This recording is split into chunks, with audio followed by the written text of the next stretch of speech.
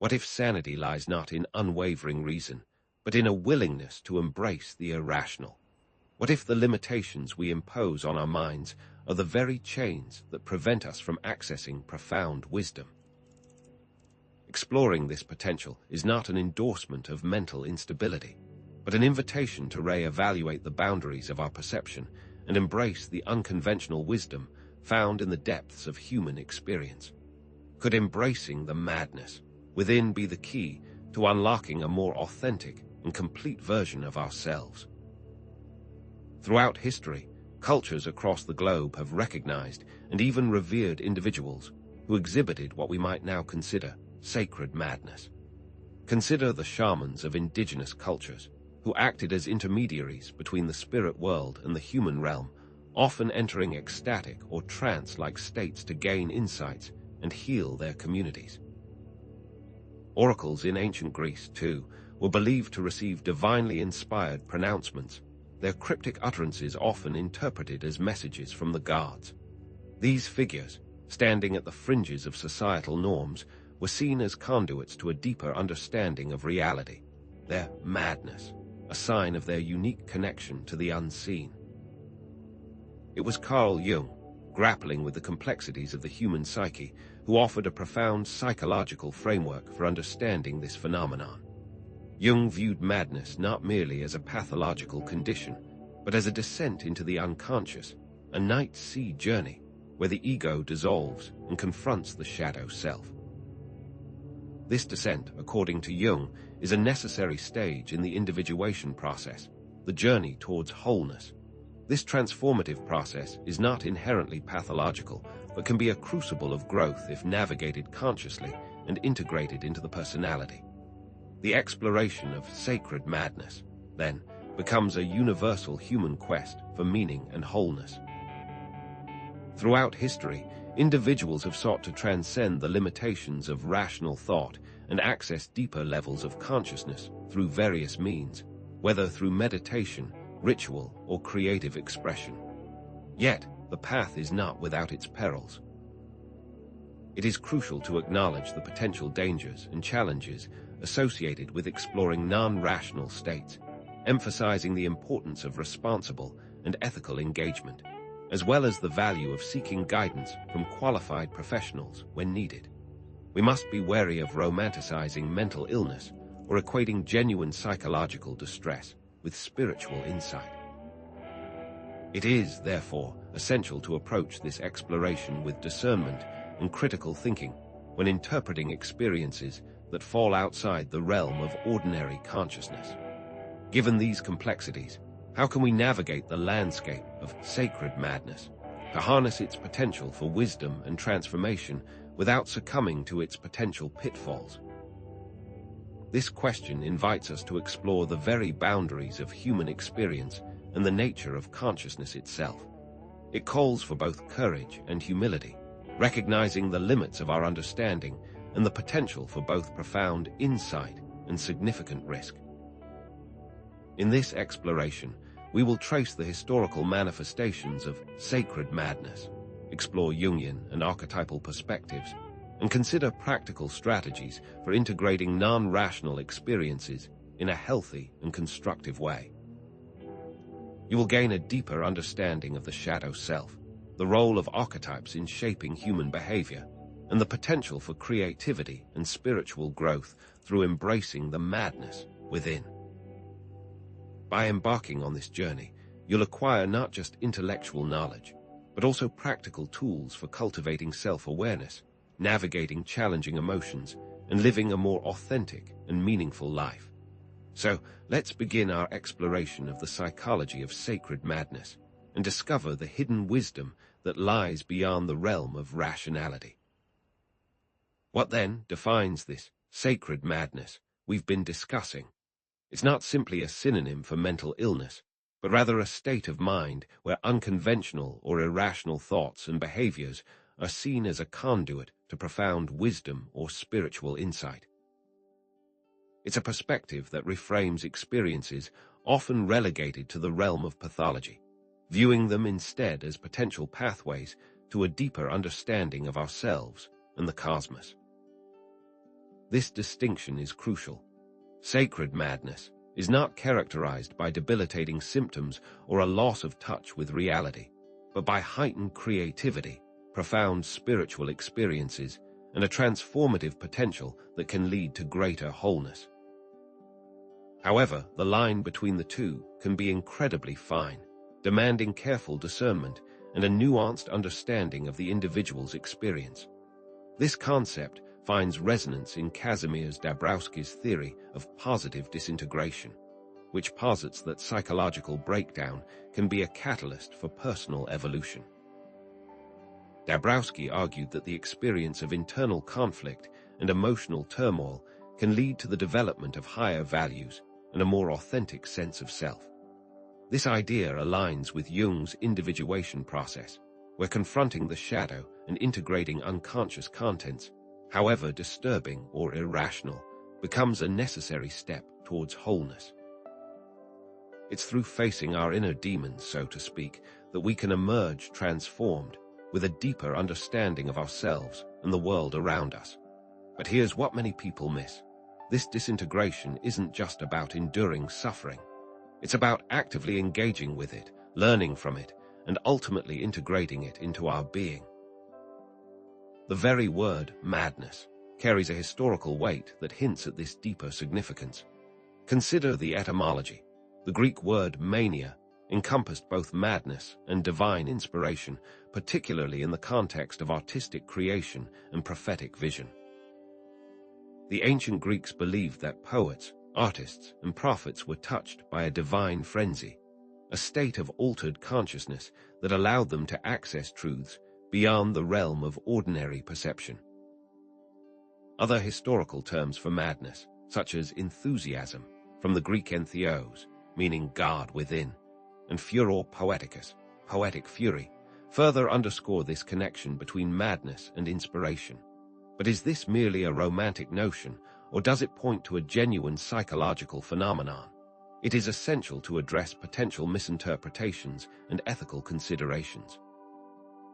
The exploration of sacred madness is not an endorsement of harmful or destructive behaviors, nor is it a dismissal of genuine mental health concerns. It is not an excuse for recklessness or a justification for neglecting one's well-being. Rather, it is an invitation to explore the potential for growth and transformation within experiences that might otherwise be pathologized or suppressed. Approaching these topics with respect, caution, and a commitment to responsible and ethical engagement is of paramount importance, ensuring that the pursuit of wisdom does not come at the expense of personal or collective well-being. What is the responsible way to engage with these states of mind? Throughout history, various cultures and religious traditions have not only recognized, but also revered individuals who exhibited traits of sacred madness. Consider the role of shamans in indigenous cultures. These figures often enter altered states of consciousness to communicate with spirits, heal the sick, and maintain balance within their communities. Shamanic practices often involve ecstatic dance, rhythmic drumming, and the use of psychoactive substances to induce altered states of consciousness, allowing the shaman to journey to other realms and gain access to hidden knowledge. These practices, often viewed as bizarre or even dangerous by modern Western standards, were seen as essential for the well-being of the community, with the shaman acting as a vital link between the human and spirit worlds. In ancient Greece, the Dionysian cults offer another compelling example. The worship of Dionysus, the god of wine, fertility, and ecstatic experience, involved wild, frenzied rituals that were said to induce states of divine madness. Maenads, the female followers of Dionysus, were known to engage in ecstatic dances and perform extraordinary feats, their bodies seemingly imbued with supernatural strength and energy. These rituals, often conducted in the depths of forests or mountains, were seen as a way to break free from the constraints of ordinary consciousness and experience a direct connection with the divine. But here's what most people miss. The frenzy wasn't just about letting loose. It was about surrendering to a force greater than oneself, a force that could both destroy and create. Similarly, Sufi mystics, with their ecstatic poetry, music, and dance, seek to achieve union with the divine through transcending the limitations of rational thought.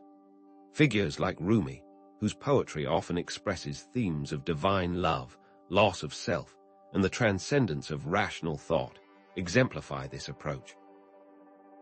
Rumi's words invite us to lose ourselves in the dance of existence, to surrender to the intoxicating embrace of the divine. Through whirling dervishes and the haunting melodies of Sufi music, practitioners aim to dissolve the ego and merge with the infinite, finding solace and meaning in the surrender of the self. Is this madness, or is it a profound act of devotion? The holy fool, a figure found in various religious traditions, further challenges our conventional notions of sanity. The holy fool deliberately defies social norms and conventions, often behaving in ways that appear absurd or even offensive in order to challenge societal values and reveal spiritual truths. In Christianity, St. Francis of Assisi embraced poverty and humility as a path to spiritual enlightenment, renouncing his worldly possessions and embracing a life of radical simplicity. These individuals, often seen as eccentric or even mad by their contemporaries, played a vital role in questioning societal norms and reminding people of the importance of spiritual values. What they understood, perhaps better than most, was that true wisdom often lies in embracing the paradoxical and challenging the status quo. Yet, despite this historical and cultural acceptance, modern society tends to pathologize experiences that fall outside the realm of ordinary consciousness. There has been a significant shift from viewing madness as a potential source of wisdom to primarily seeing it as a disease or disorder, an illness to be treated and suppressed. This shift has had a profound impact on how individuals experiencing non-ordinary states of consciousness are treated and understood. Instead of being seen as visionaries or spiritual guides, they are often labeled as mentally ill and subjected to medical interventions that may or may not be helpful. Is this a sign of progress, or have we lost something valuable in our quest to understand and control the human mind? Carl Jung offered a different perspective, viewing the journey through madness as an integral part of the individuation process, the journey towards wholeness and self-realization. Individuation, according to Jung, involves integrating the conscious and unconscious aspects of the personality, including the shadow self, the repository of our repressed or disowned traits. Confronting the shadow and embracing the irrational, therefore, becomes a necessary step in this process, a descent into the depths of the psyche where we encounter the raw, untamed forces that shape our behavior and experience. This isn't about succumbing to these forces, but about understanding them, integrating them, and ultimately harnessing their potential for growth and creativity. The shadow self, as Jung conceived it, is not inherently evil, but rather a complex and multifaceted aspect of the personality containing both negative and positive qualities. It manifests as negative emotions, destructive behaviors, and irrational impulses, but it also contains hidden talents, untapped potential, and the raw energy needed for transformation. While it's tempting to disown or suppress the shadow, doing so only leads to its projection onto others, fueling conflict and misunderstanding. Embracing the shadow, on the other hand, allows us to reclaim these disowned aspects of ourselves, leading to greater self-awareness, authenticity, and wholeness. What, then, are we to make of the darkness within? Jung also emphasized the role of archetypes, universal, primordial patterns of behavior and imagery that reside in the collective unconscious, shaping human experience. Archetypes such as the trickster, the hero, and the wise old man can all play a role in shaping the experience of sacred madness, influencing the way individuals perceive themselves, others, and the world around them. The trickster, for example, embodies chaos, disruption, and the overturning of established norms, challenging our assumptions and forcing us to question our beliefs. The hero embarks on a journey of self-discovery, facing challenges and confronting their own limitations in order to achieve a greater purpose. and the wise old man offers guidance and wisdom, helping us to navigate the complexities of life and find meaning in our experiences. Could madness be the realm in which these archetypes come alive? Furthermore, Jung's concept of synchronicity, meaningful coincidences that defy rational explanation, offers another lens through which to understand sacred madness. Synchronicities can be interpreted as signs or messages from the unconscious guiding individuals on their path of individuation. Those who are open to the irrational, who are willing to embrace the unexpected and the seemingly random, may be more attuned to these synchronicities, finding meaning and guidance in the patterns that emerge. It is as if the universe itself is conspiring to lead them on their journey, offering subtle clues and gentle nudges along the way. What role does synchronicity play in discerning sacred madness from its more destructive counterparts? Jung's own experiences with visions and dreams, which he documented in the Red Book, highlight the transformative potential of confronting the unconscious. Through these intense and often disturbing encounters, Jung gained profound insights into the nature of the human psyche, developing his theories of archetypes, the collective unconscious, and the individuation process. Similarly, Jung's case studies of patients who experienced periods of madness that ultimately led to greater self-awareness and psychological integration provide further evidence of the transformative potential of these experiences. These individuals, through facing their inner demons and integrating their shadow selves, emerged stronger, wiser, and more complete. But what price did they pay? These concepts of sacred madness, individuation, and the shadow find a powerful synthesis in the archetype of the wounded healer. The wounded healer is someone who has undergone a profound personal transformation through suffering and has gained the ability to heal others as a result of their own experiences. The journey through madness can be seen as a form of initiation into this role, a crucible in which the individual is tested, broken down, and ultimately reborn with a newfound capacity for empathy, compassion, and healing. It is as if the very wounds they have suffered become the source of their power, allowing them to connect with others on a deeper level and offer unique insights and guidance. The mythical figure of Chiron, the centaur in Greek mythology, embodies this archetype. Wounded by a poisoned arrow, Chiron, ironically, became the greatest of healers despite never being able to heal himself. The wound itself became the source of his wisdom and his ability to heal others. Chiron understood the depths of suffering, and it was this understanding that enabled him to alleviate the suffering of others. Is it possible, then, that our own wounds, our own experiences of madness, can become our greatest gifts? Artists, therapists, and spiritual leaders who embody the wounded healer archetype offer further examples of this phenomenon. Their personal experiences of madness have informed their creative work, therapeutic approach, or spiritual teachings, allowing them to connect with others on a deeper level and offer unique insights and guidance. They are the ones who have dared to venture into the darkness, to confront their own demons, and to emerge transformed with a message of hope and healing for the world. They remind us that even in the midst of suffering, there is the potential for growth, transformation, and the discovery of our true selves. Embodying the wounded healer archetype is not without its challenges and responsibilities. It requires self-care, ethical boundaries, and ongoing personal growth to avoid burnout and maintain integrity. The temptation to pathologize or romanticize mental illness must be resisted, and professional help should be sought when needed.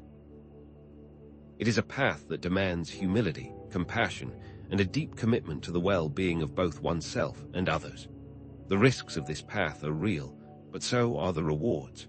So, how can we safely and ethically explore the depths of our own sacred madness and harness its potential for wisdom and transformation? How can we navigate the complexities of the unconscious and integrate our shadow selves without succumbing to its darker impulses? We are just scratching the surface of what comes next. If sacred madness can be a conduit to wisdom, how can we access its transformative potential responsibly and ethically.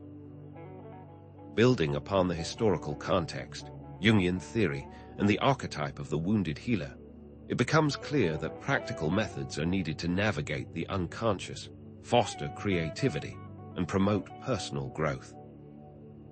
These methods, however, are not one-size-fits-all solutions, and engaging with the unconscious without proper guidance or preparation carries inherent risks which must be carefully considered and mitigated.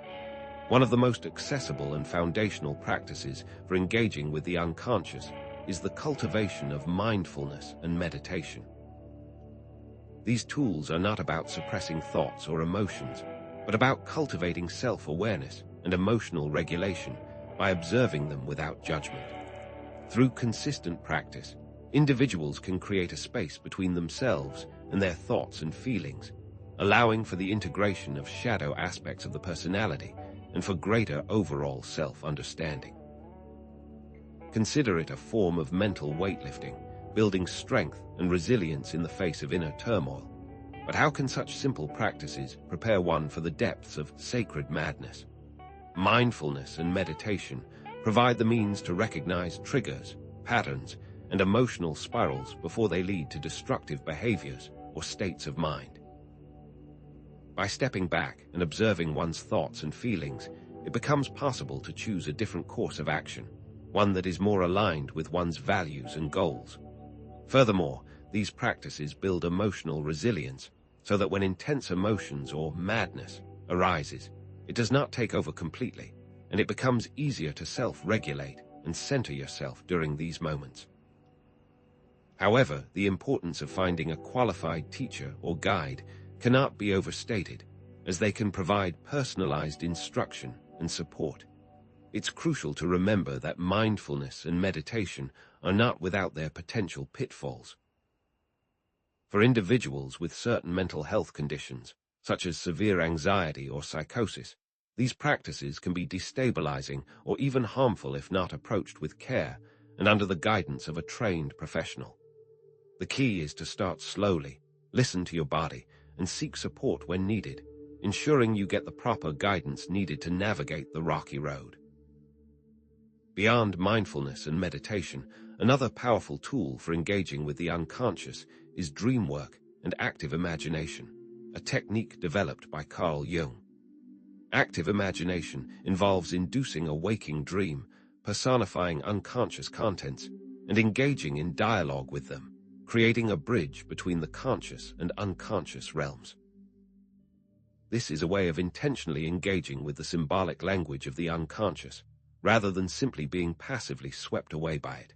But how does one embark on such a journey safely and ethically? The process of active imagination begins with focusing on a dream image, a fantasy, or a feeling, and allowing it to develop spontaneously without conscious control.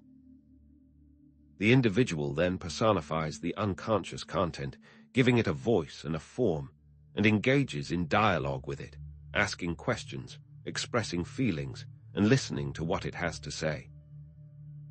This process can reveal hidden aspects of the personality, provide insights into unresolved conflicts, and offer guidance on the path of individuation, much like a conversation with a wise, if somewhat unsettling, inner mentor. But it's not merely a mental exercise. It's a dynamic interaction that can evoke powerful emotions and transformative insights. Dream analysis, another tool in the Jungian toolkit, provides a means of interpreting the symbolic language of the unconscious. Common dream symbols, such as the shadow, the anima animus, and the self, can offer valuable insights into the dreamer's psychological state and the direction of their individuation process. The shadow, as we've discussed, represents the repressed or disowned aspects of the personality, while the anima animus represents the contrasexual side of the psyche, and the self represents the totality of the personality, the ultimate goal of individuation. Consider these symbols as signposts along the path of self-discovery, each pointing towards deeper understanding. Jung's case studies offer compelling illustrations of the transformative potential of active imagination and dream analysis. In the Red Book, Jung documented his own experiences with active imagination, detailing his encounters with various archetypal figures and the profound insights he gained into the nature of the human psyche. He wrote of these experiences as a confrontation with the unconscious, a necessary ordeal for understanding the depths of the human mind. These practices played a pivotal role in his personal and intellectual development, shaping his theories and informing his therapeutic approach. What most people overlook, however, is the sheer courage it took for Jung to venture into these uncharted territories, to confront the unknown aspects of his own psyche. Of course, working with dreams and active imagination is not without its obstacles. Common barriers include fear of the unconscious, difficulty in accessing dream imagery, and the tendency to interpret symbols literally rather than symbolically. Overcoming these barriers requires patience, persistence, and a willingness to embrace the unknown, seeing it as an adventure. It often is recommended to seek guidance from a qualified therapist or analyst who can provide support and interpretation along the way.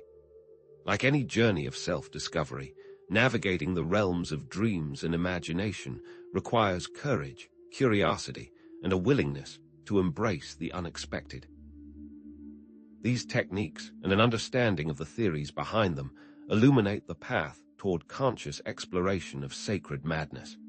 Yet it remains that creative outlets are also key to understanding and integrating these themes, and rituals, similarly, give structure and meaning to the creative process.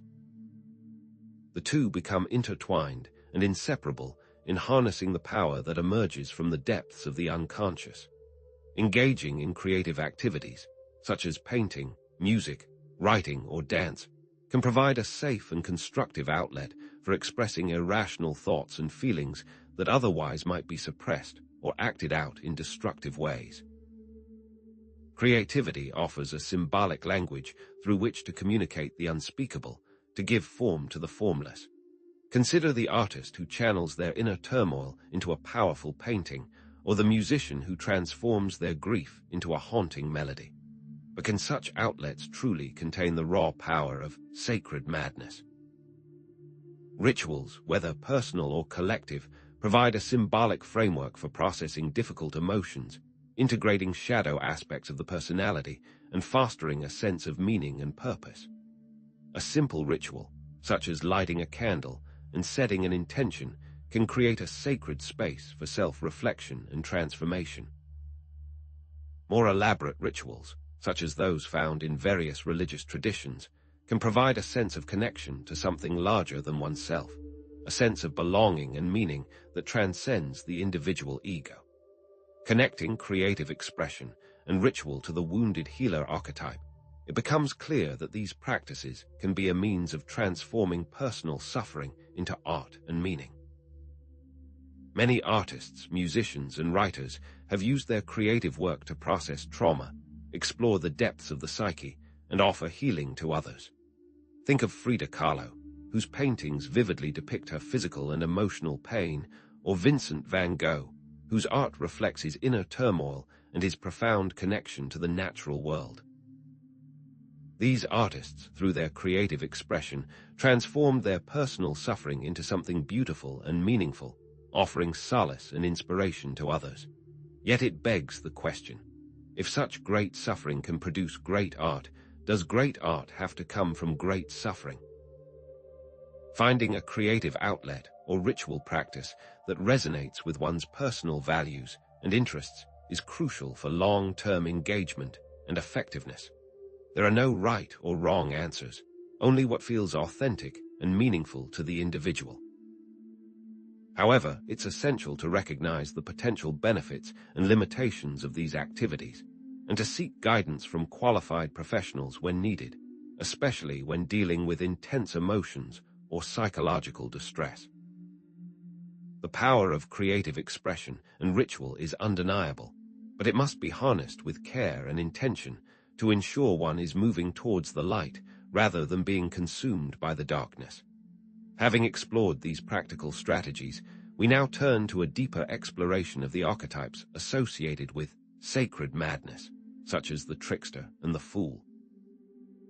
How can we embrace the disruptive and transformative energies of these archetypes to challenge our assumptions, break free from limiting beliefs, and embrace the full spectrum of human experience? As we delve deeper into these enigmatic figures, consider your own experiences with creativity and ritual, and how these practices might help you navigate the complexities of your inner world. For there's more to the trickster and the fool than meets the eye, and their wisdom may hold the key to unlocking new levels of understanding. Let's explore two enigmatic figures that often dance on the periphery of sanity, yet hold profound keys to understanding sacred madness: the trickster and the fool. Have you ever wondered why these seemingly disruptive characters appear across cultures, legends, and art forms? Their presence isn't accidental. They serve as catalysts for change and transformation, challenging our assumptions and inviting us to break free from limiting beliefs. It is through them, perhaps, that we can come to terms with the disruptive aspects of sacred madness. The trickster and the fool, while often conflated, represent distinct aspects of the psyche that challenge the status quo and question authority, pushing us to see the world in new ways. The trickster, on one hand, is a mischievous, often amoral figure who delights in playing pranks and disrupting social order.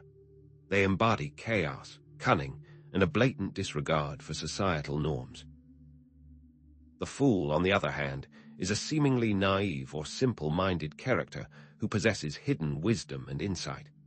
They represent innocence, spontaneity, and a willingness to embrace the absurd, often revealing profound truths through their apparent foolishness. But what is it about these seemingly opposite archetypes that makes them so essential to understanding the complexities of the human psyche? Elaborating on the characteristics of the trickster archetype, we find a paradoxical nature, both a creator and a destroyer, a benefactor and a deceiver. The trickster embodies the shadow side of the personality, representing repressed or disowned aspects of the self. This archetype reminds us that within each of us lies the potential for both great good and great mischief. Furthermore, the trickster's disruptive behavior can expose hypocrisy, challenge rigid beliefs, and pave the way for new possibilities. It is through chaos, perhaps, that new orders can arise. But are we brave enough to embrace the chaos within ourselves? Consider Loki from Norse mythology, a shape-shifting god known for his cunning and his role in bringing about both chaos and positive change. Loki's pranks and deceptions often have unintended consequences, but they also expose the vulnerabilities of the gods and force them to adapt and evolve. Similarly, Anansi, the spider god from West African folklore, uses his wit and trickery to outsmart stronger opponents and gain knowledge or power. Coyote, a mischievous animal spirit in Native American traditions, often defies social norms and challenges the established order, reminding us that the world is not always as it seems. These figures, in their own unique ways, challenge the limitations of conventional thinking. After all, doesn't chaos often lead to enlightenment? Analyzing the psychological function of the trickster archetype, it becomes clear that it helps us to break free from rigid patterns of thinking and behavior. It challenges our fixed ideas, forcing us to consider alternative perspectives and possibilities. Furthermore, the trickster can facilitate shadow integration by forcing us to confront our own repressed desires, impulses, and fears. By acknowledging and integrating these disowned aspects of ourselves, we can become more whole and authentic individuals. But here's what many people miss. The trickster, when left unbridled, can descend into malevolence, causing destruction for its own sake. Harnessing the trickster's energy requires a delicate balance of self-awareness and ethical responsibility. Delving into the characteristics of the fool archetype, we encounter apparent simplicity and innocence, and a hidden wellspring of wisdom and insight. The fool represents the potential for transformation and the courage to step into the unknown, embracing the uncertainty of life with open arms. This archetype reminds us that true wisdom often lies in shedding our preconceived notions and embracing the present moment. It's a state of being, not necessarily a lack of intelligence. Explore, for instance, the fool in Shakespearean plays, a character who often speaks truth to power, offering insightful commentary on the actions of the other characters. These fools, despite their apparent simplicity, possess a keen understanding of human nature and are not afraid to challenge authority. The tarot card of the Fool represents new beginnings, spontaneity, and a leap of faith, encouraging us to embrace the unknown and trust in the journey ahead. And who can forget Forrest Gump, a simple-minded character with a positive attitude who achieves extraordinary things and inspires others. These examples highlight the transformative power of embracing simplicity. Isn't it remarkable? Analyzing the psychological function of the Fool archetype, we see that it helps us to let go of our attachments to control and certainty, embracing the unpredictable nature of life with grace and humor. The Fool can foster creativity and innovation by encouraging us to embrace experimentation and risk-taking. As Jung writes, the Fool is the forerunner of the unconscious. He represents the undifferentiated human being, still close to nature, neither good nor bad, neither intelligent nor unintelligent. In other words, the Fool invites us to shed our rigid identities and embrace the fluidity of the human experience. Synthesizing the information on the trickster and the Fool archetypes, it becomes evident that embracing both is essential for navigating the complexities of sacred madness and fostering personal transformation. The trickster and the Fool represent two sides of the same coin: the disruptive and the innocent, the chaotic and the wise, the shadow and the light. Integrating these archetypes can lead to greater self-awareness, creativity, and resilience. But what does this integration truly look like in practice? Connecting the integration of the trickster and the Fool to the concept of wholeness, we see that by embracing the full spectrum of human experience, including both the light and the dark, we can move towards a more complete and authentic version of ourselves. The trickster challenges us to confront our shadows, while the Fool encourages us to embrace our vulnerabilities, and integrating these archetypes allows us to navigate the complexities of life with greater wisdom and compassion. It is here that we begin to understand the full meaning of sacred madness. Acknowledging the potential challenges and rewards of integrating these archetypes, we realize that embracing the trickster and the Fool can be uncomfortable and even frightening, as it requires us to confront our own shadows and challenge our deeply held beliefs. However, the rewards of this integration are immense: greater self-acceptance, increased creativity, and a deeper connection to the world around us. So what happens when these archetypes become destructive? How do we harness their energy responsibly? Reflect on the role of archetypes in your own life, and consider how you might integrate the trickster and the Fool to achieve greater wholeness and self-discovery. In the sections that follow, we will discover the shadow selves of these archetypes. While the trickster and Fool archetypes offer pathways to creativity and transformation, they also possess a darker side, capable of manipulation, delusion, and even destruction. These archetypes, like all archetypal forces within the psyche, are not inherently good or evil. Rather, they possess a spectrum of potential, their manifestation contingent upon how their energy is consciously or unconsciously wielded. It's essential to remember that these archetypes, while often romanticized, can become incredibly destructive forces if their shadow aspects are not properly understood. Therefore, comprehending these shadow manifestations is not merely an academic exercise, but a crucial step in responsibly engaging with these powerful forces within the psyche, allowing us to navigate the treacherous terrain of the unconscious with greater awareness and ethical consideration. Exploring the shadow is not about wallowing in negativity or embracing destructive impulses, but about acknowledging and integrating these often repressed aspects of ourselves for greater self-awareness. It is a journey into the depths of the psyche, a confrontation with the disowned parts of the self that can exert a powerful influence from the shadows. To ignore the shadow is to court disaster, for it is in the unacknowledged darkness that the seeds of destruction often germinate. But how do these shadow aspects specifically manifest within the trickster and fool archetypes? Let's consider the specific shadow manifestations of the trickster archetype. Deception and manipulation are perhaps the most obvious. The trickster's cunning, when divorced from ethical considerations, can be used for malicious purposes, leading to exploitation, harm, and the erosion of trust. This can manifest in scenarios ranging from subtle gaslighting within personal relationships to the large-scale dissemination of misinformation and propaganda by political entities. The line blurs, and the playful prank becomes a calculated act of cruelty.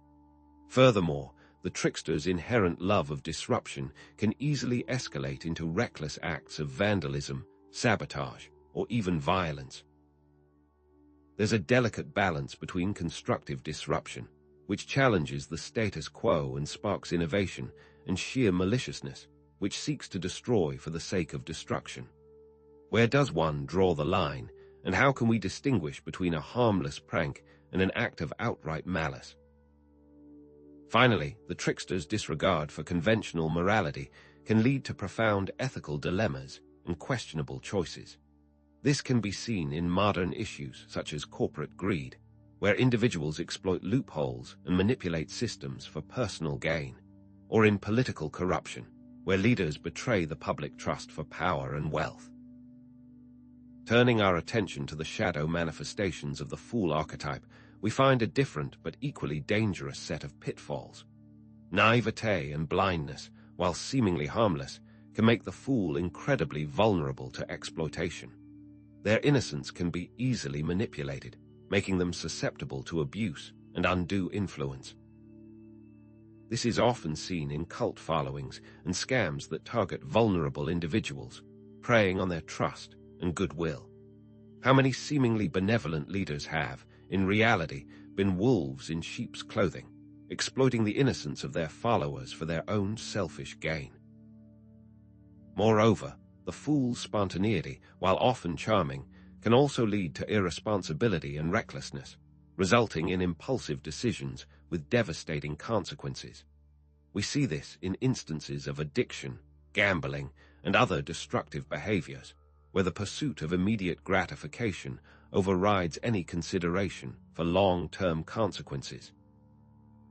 And perhaps most tragically, the fool can descend into self-pity, inaction, and ultimately self-destruction. This descent into despair is linked to broader themes of depression, nihilism, and existential despair, where the fool loses all hope and surrenders to the darkness. Is there a path back from this abyss, or is the shadow fool doomed to self-annihilation?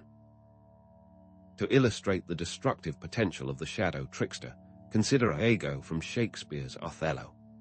Iago exemplifies the manipulative and destructive potential of the trickster, using his cunning and deceit to poison Othello's mind and ultimately destroy his life. His actions are driven by envy and resentment, and he revels in the chaos and suffering he creates.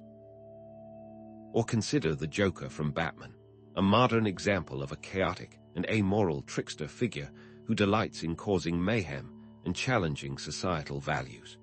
The Joker has no grand plan, no ultimate goal beyond sowing discord and demonstrating the inherent absurdity of existence. Furthermore, Rasputin, the enigmatic figure who wielded immense influence over the Russian imperial family, offers a historical example of the shadow trickster in action. Rasputin's manipulative, seductive, and ultimately destructive role in the downfall of the Romanov dynasty serves as a chilling reminder of the power of cunning and deception. He used his charisma and supposed mystical abilities to gain the trust of the Tsarina and ultimately contributed to the collapse of an empire. Turning our attention to the shadow fool, we can find equally compelling examples. King Lear's fool, a seemingly simple character, offers profound insights into the unfolding tragedy, yet is ultimately powerless to prevent it.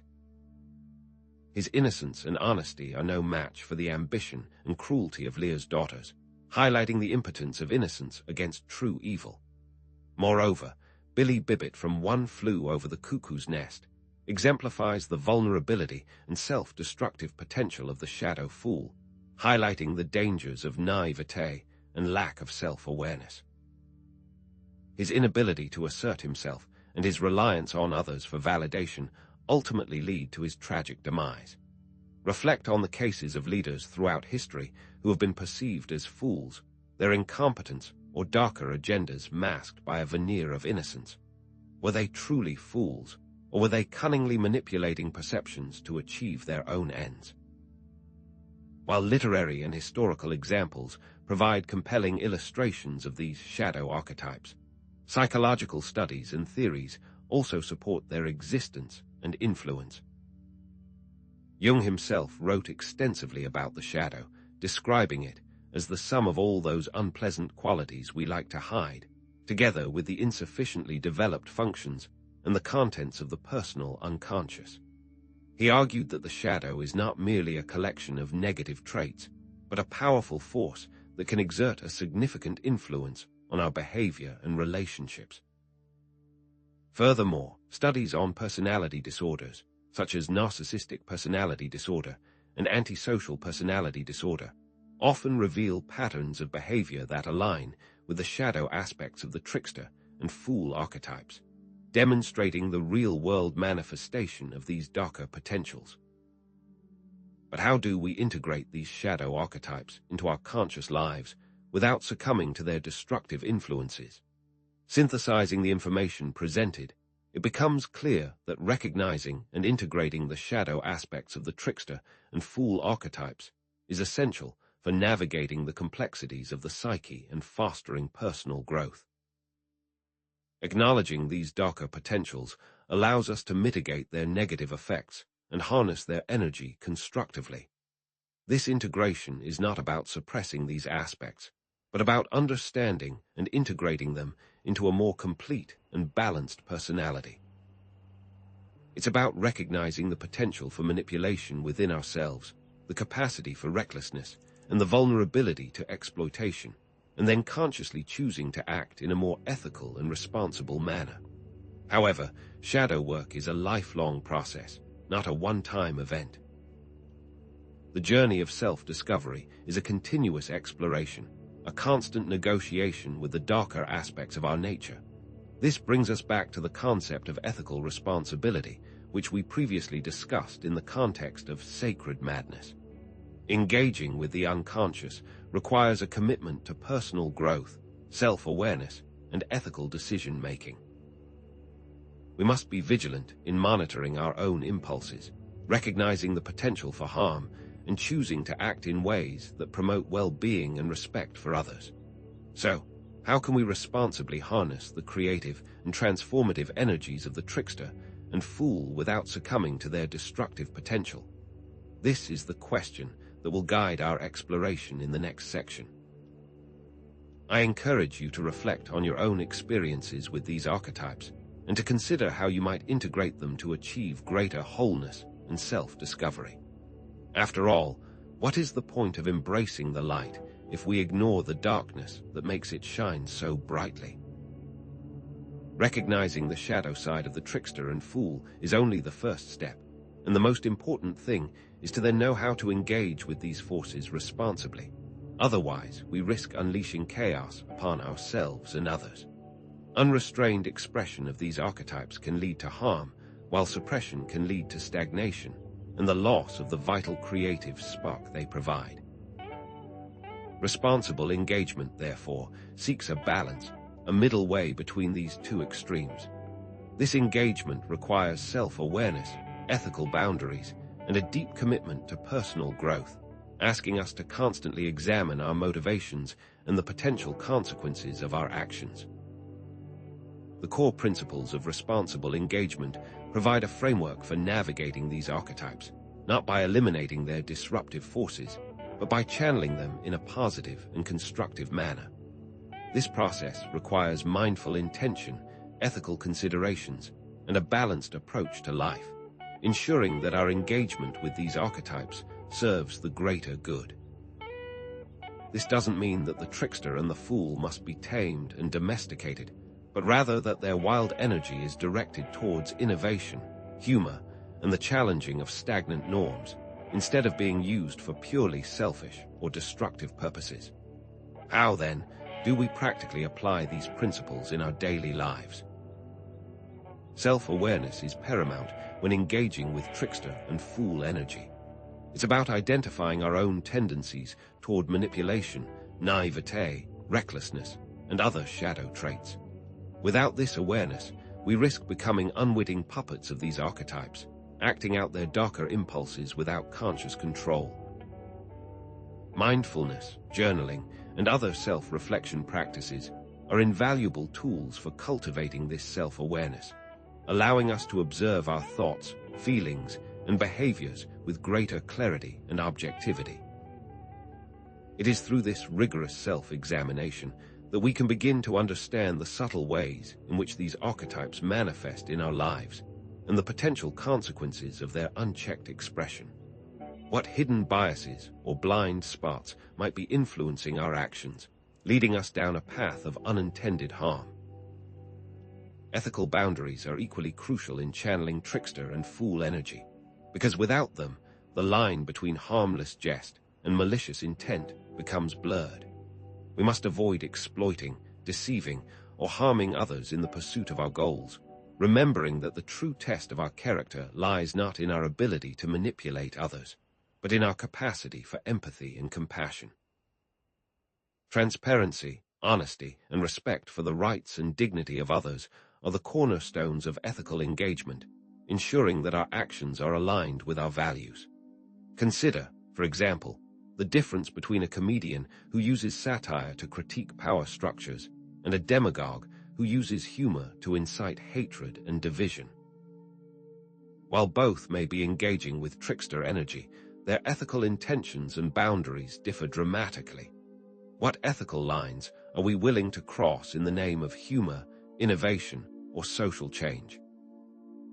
Finding the right balance of expression is crucial, acknowledging that these principles can be applied to a wide variety of personal and professional situations, since, ultimately, the responsible trickster or fool is one who understands the delicate dance between disruption and order, between chaos and stability.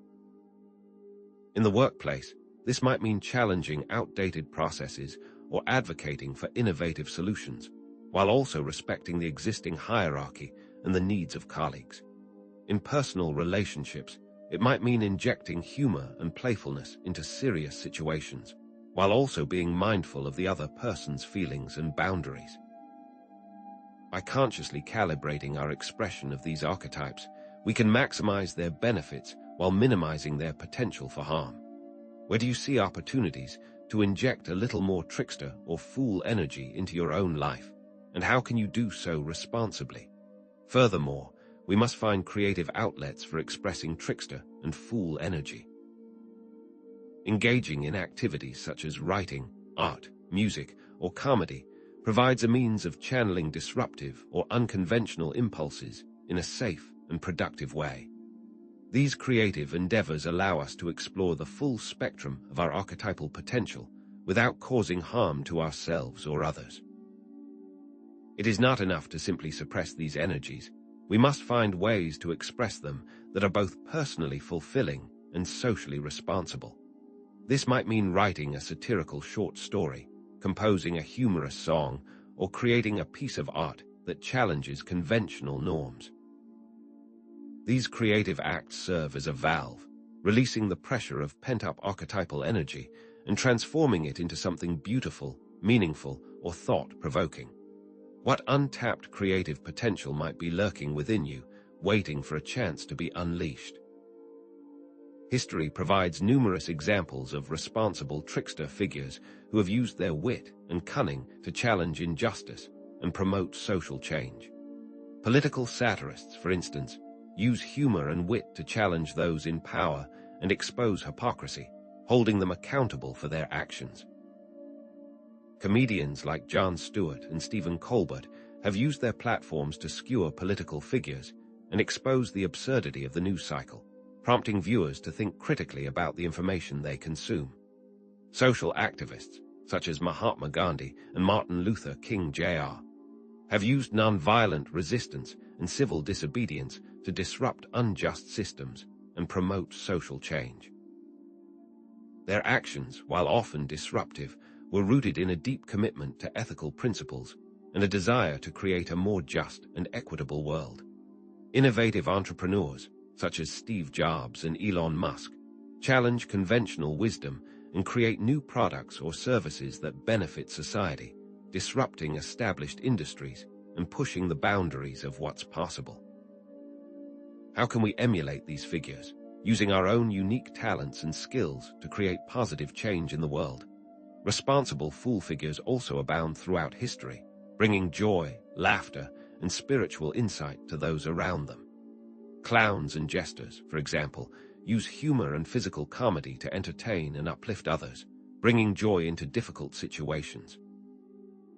Figures like Patch Adams, who uses humor to heal patients, exemplify the power of laughter in the face of suffering.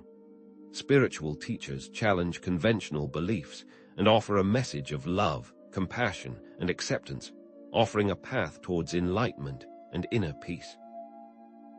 Consider the Dalai Lama, who embodies the qualities of both the fool and the sage, radiating joy, wisdom, and compassion to all those he encounters. These figures remind us that true wisdom often lies in embracing our own imperfections and finding humor in the face of adversity.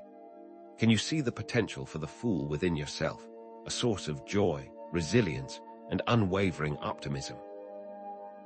Psychological studies and theories support the idea of responsible archetypal engagement, demonstrating the benefits of humor, creativity, and altruism for personal and social well-being. Research on positive psychology, for example, emphasizes the importance of strengths-based approaches to personal growth and development, encouraging individuals to cultivate their unique talents and abilities in service of a greater purpose.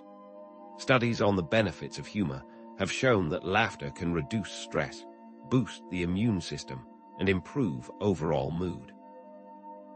The positive effects of creativity have also been well documented, with studies showing that engaging in creative activities can enhance cognitive function, promote emotional expression, and foster a sense of purpose.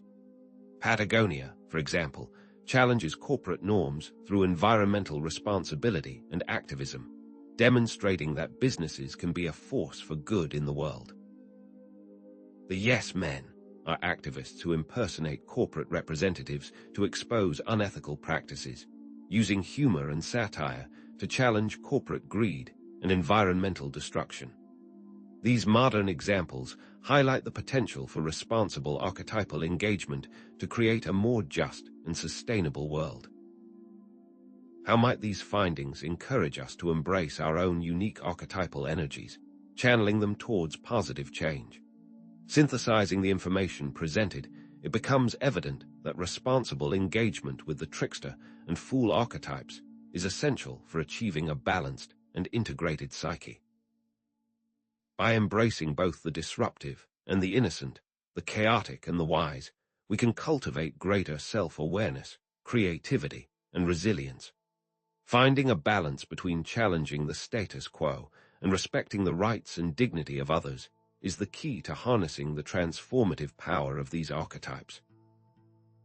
It's not about suppressing these energies, but about consciously directing them towards positive ends, using our wit, creativity, and compassion to make the world a better place.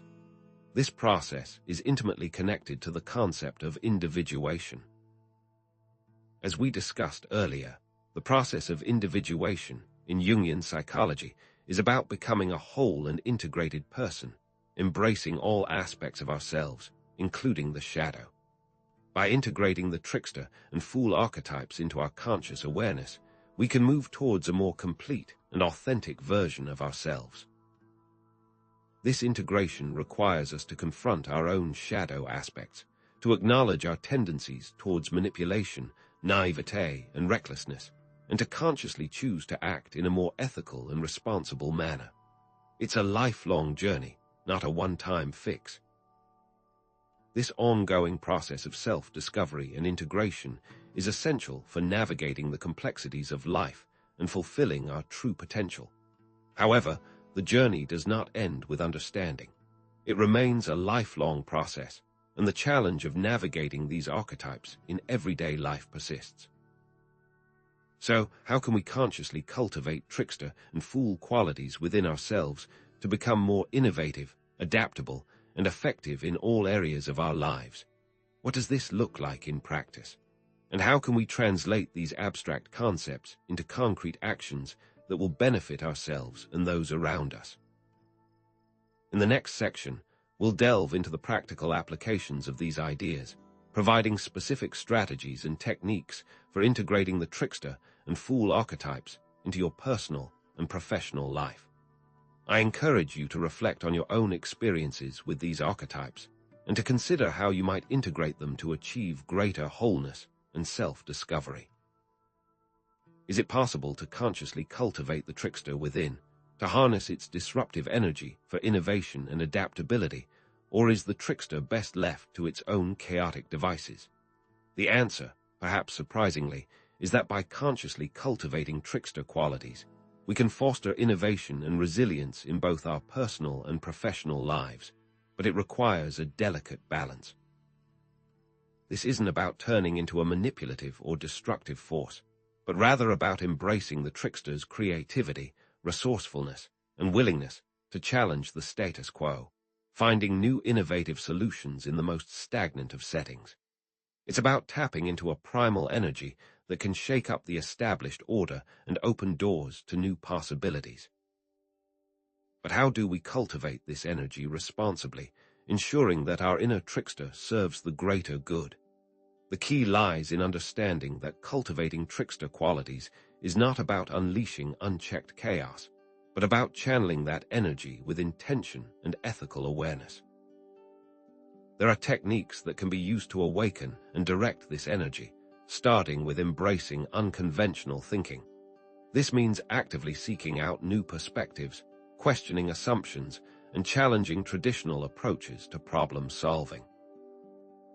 Engage in brainstorming sessions where no idea is too outlandish. Question the fundamental principles underlying your work and look for opportunities to disrupt established norms. Step outside your comfort zone and challenge conventional thought patterns, because it is within those uncharted territories that true innovation lies. Furthermore, embrace the power of improvisation by practicing spontaneity, adaptability, and quick thinking through improv games, creative writing exercises, or role-playing scenarios. Use improv to become more comfortable with uncertainty, to think on your feet, and to adapt to changing circumstances with agility. The goal is to become comfortable with the unexpected, to embrace the unknown, and to find creative solutions in the face of adversity. Could it be that the very act of stepping outside our comfort zones is the key to unlocking the trickster's transformative power? Another vital tool in the trickster's arsenal is a well-honed sense of humor, and wit is a powerful tool for diffusing tension, building rapport, and challenging authority in a light-hearted way. Use humor to poke fun at the absurdities of life, to challenge conventional wisdom, and to create a sense of camaraderie with others. A well-placed joke can disarm even the most hardened critic, opening the door for dialogue and understanding. However, it's crucial to use humor appropriately and ethically, avoiding jokes that are offensive, hurtful, or that perpetuate harmful stereotypes. Remember that the goal is not to tear others down, but to uplift and inspire. The appropriate use of humor can foster an innovative environment by breaking down barriers and allowing for new perspectives to be shared freely. Finally, and perhaps most controversially, consider the strategic use of reverse psychology to gain cooperation. By subtly suggesting the opposite of what you want, you can sometimes pique people's curiosity and motivate them to act in the desired way. For example, instead of directly asking someone to do a task, you might say, "I don't think you're capable of handling this," knowing that they will be eager to prove you wrong. However, it is important to know when this tactic may backfire, as it can easily be perceived as manipulative or condescending. Use reverse psychology sparingly and with caution, always ensuring that your intentions are aligned with ethical principles. But how do these abstract techniques translate into real-world success?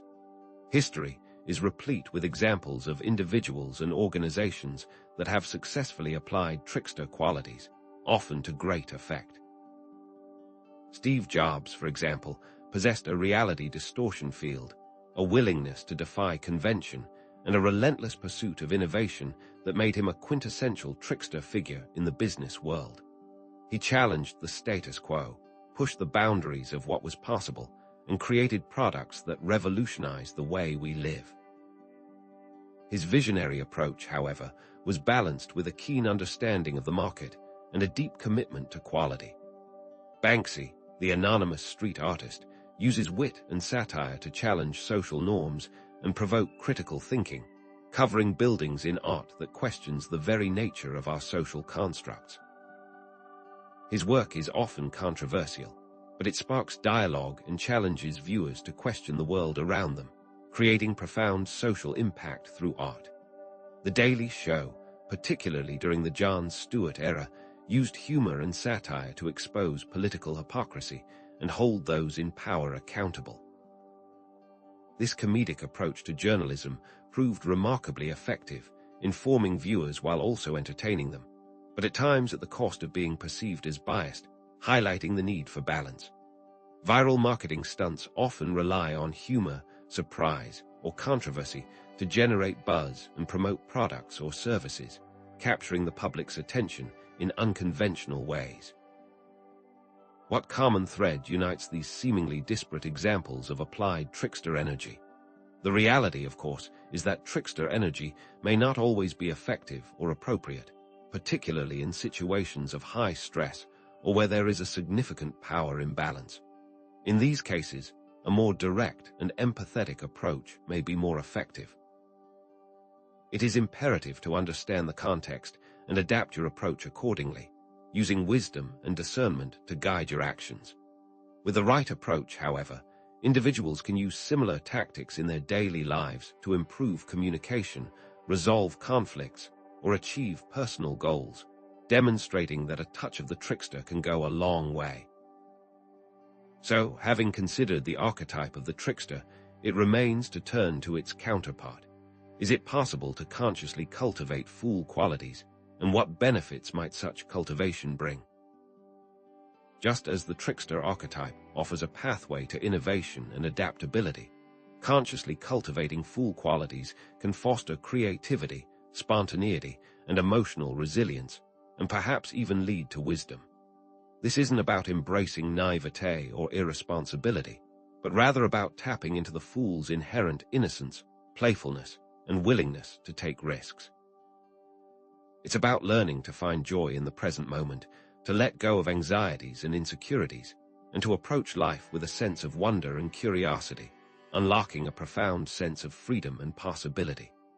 Indeed, embracing a healthy dose of foolishness can lead to great reward, allowing us to break free from self-imposed limitations and explore uncharted territories.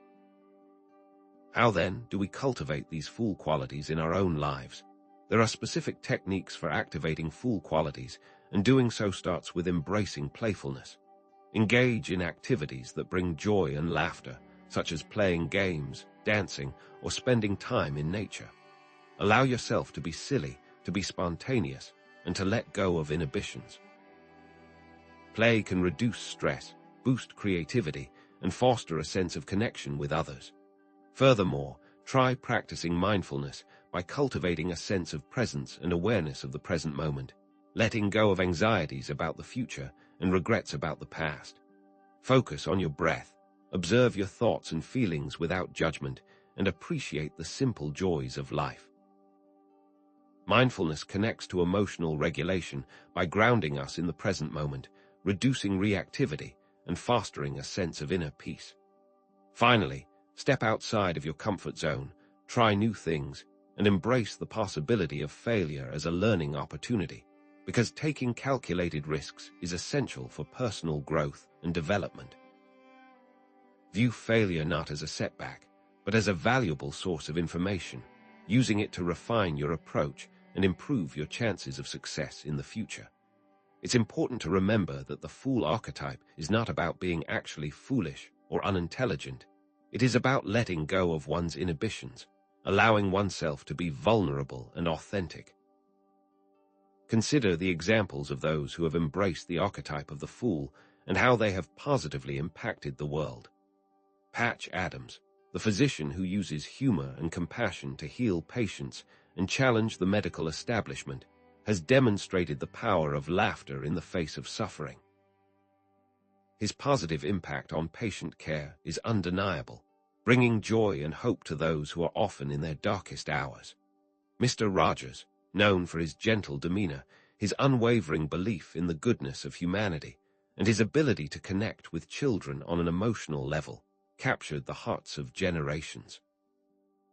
His simple yet profound message of love and acceptance resonated deeply with viewers of all ages, highlighting the transformative power of kindness and empathy.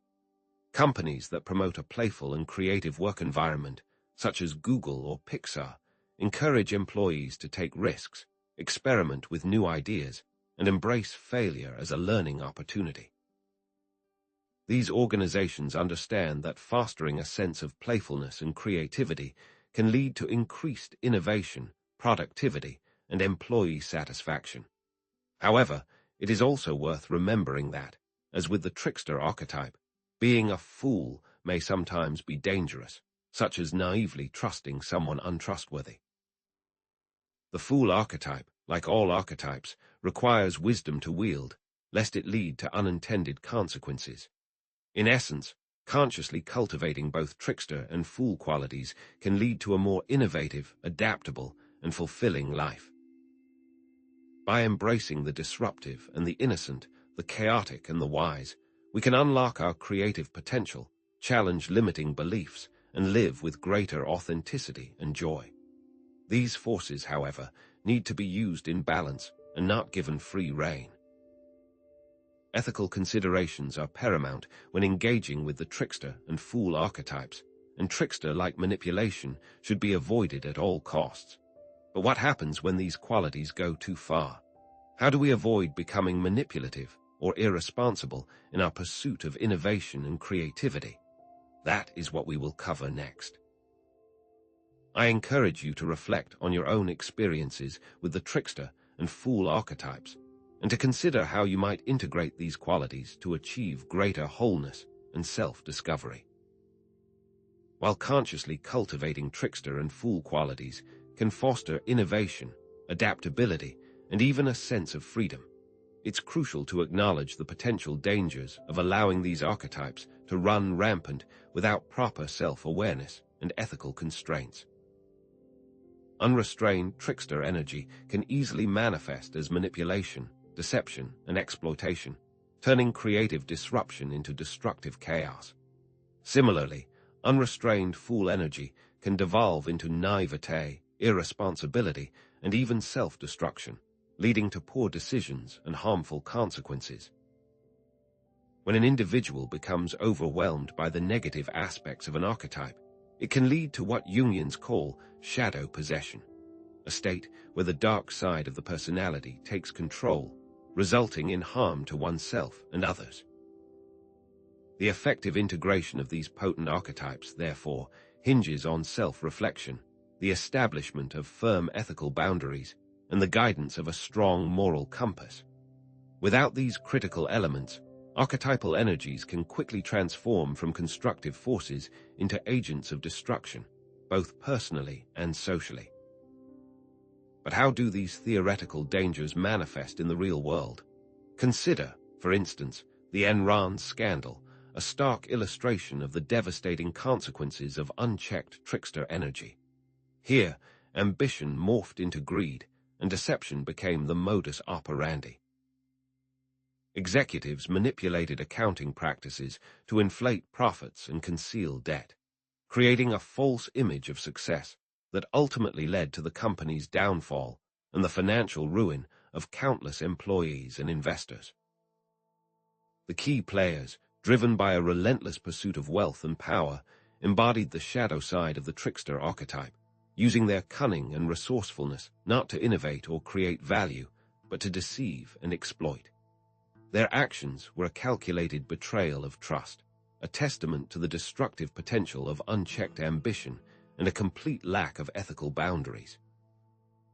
What began as entrepreneurial zeal devolved into a Machiavellian scheme that decimated lives and eroded faith in the financial system. Similarly, the Theranos scandal provides another cautionary tale, highlighting the dangers of hubris, deception, and the pursuit of profit at all costs. Elizabeth Holmes, the company's founder, captivated investors with her vision of a revolutionary blood testing technology, but her claims were ultimately based on falsehoods. Driven by a desperate desire for success and recognition, she perpetuated a fraud that jeopardized patient safety and defrauded investors of millions of dollars. Holmes's story is a modern tragedy, a reminder that even the most brilliant minds can succumb to the allure of the shadow trickster, prioritizing personal gain over ethical responsibility. But aren't there smaller-scale examples in modern life of this unchecked energy? Indeed, one need only look at the proliferation of fake gurus online to see how easily individuals can manipulate followers, using deception and empty promises to extract financial gain. These self-proclaimed experts often lack genuine qualifications or expertise, preying on the vulnerabilities and insecurities of those seeking guidance and self-improvement.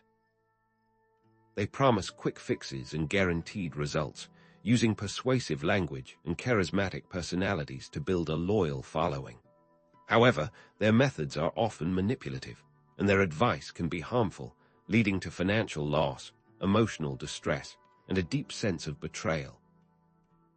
This phenomenon underscores the importance of critical thinking, skepticism, and the ability to discern genuine wisdom from superficial promises.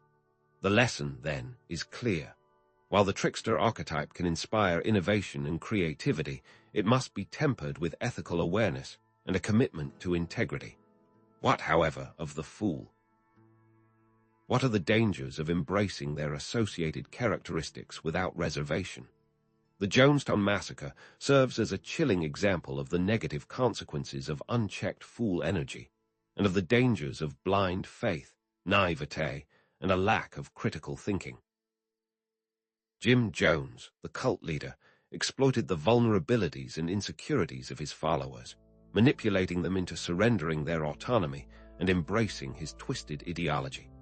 He fostered a climate of fear and paranoia, isolating his followers from the outside world and demanding unwavering obedience. The result was a mass delusion that culminated in the tragic deaths of over 900 people who willingly drank cyanide-laced flavor aid, believing they were acting in accordance with Jones's will. This horrific event stands as a stark reminder of the importance of independent thought, skepticism, and the ability to question authority. The followers of Jim Jones became puppets, their capacity for critical thought eroded by a combination of charismatic manipulation and a desperate desire for belonging. The lessons of Jonestown are as relevant today as they were in 1978.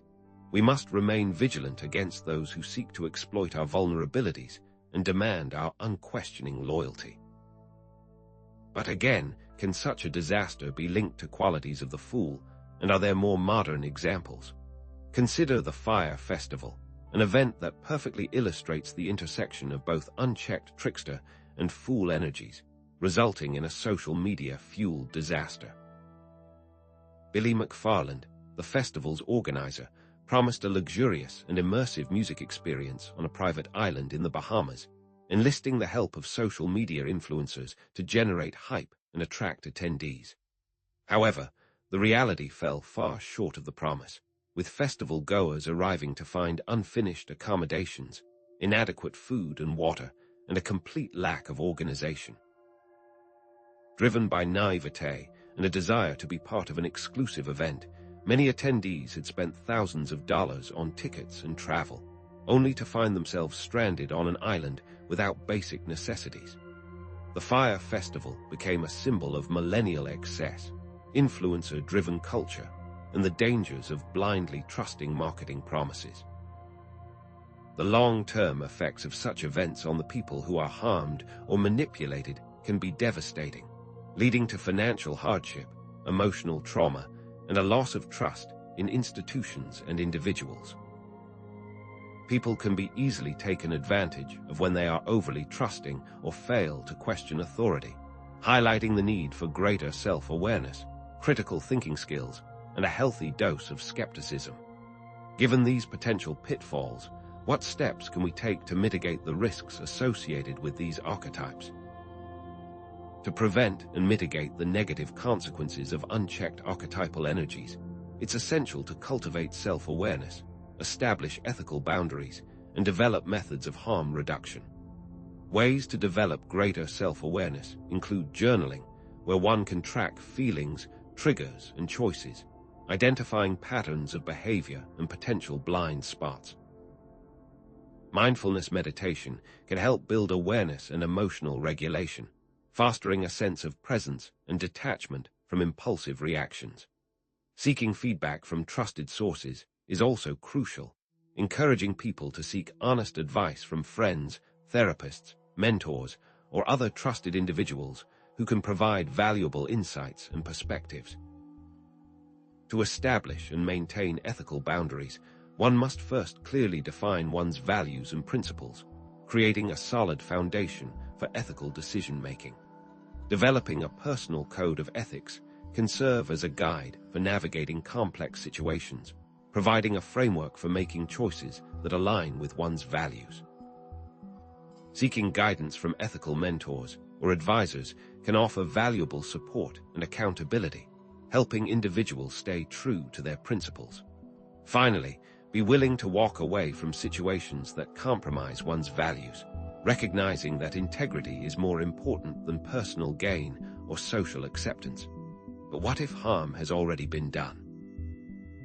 Methods of harm reduction involve always considering potential negative consequences before acting, weighing the potential benefits against the potential risks to oneself and others. Prioritizing the well-being of others is paramount, ensuring that one's actions do not cause unnecessary suffering or harm.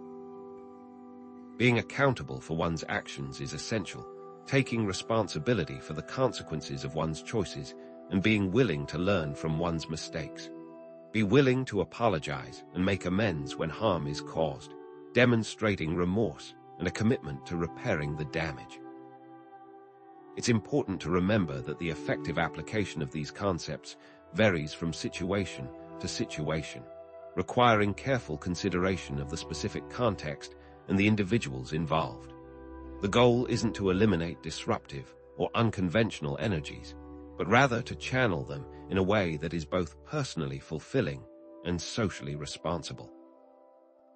Moreover, it's a continuous process, not a one-time achievement. Leaders, in particular, must recognize the risks of unchecked archetypes, since their actions have a far-reaching impact and therefore carry a greater ethical burden. So, how can we consciously integrate the trickster and fool archetypes to enhance our leadership skills, foster innovation, and create a more meaningful and impactful career? How can we navigate the treacherous waters of sacred madness without succumbing to its destructive potential? By embracing a balanced approach, cultivating self-awareness, and adhering to a strong ethical compass, we can harness the power of these archetypes to unlock our creative potential, challenge limiting beliefs, and live with greater authenticity and joy. I encourage you to reflect on your own experiences with these archetypes and to consider how you might integrate them to achieve greater wholeness and self-discovery, using this section as a practical self-help framework. What follows next is an exploration of the conscious cultivation of a balance between trickster and fool qualities in one's personal and professional life, and how this integration can lead to a more fulfilling and impactful existence. How can sacred madness inform leadership, turning conventional approaches on their head? Authentic leadership, at its core, is a style characterized by self-awareness, genuine integrity, and an unwavering commitment to serving others.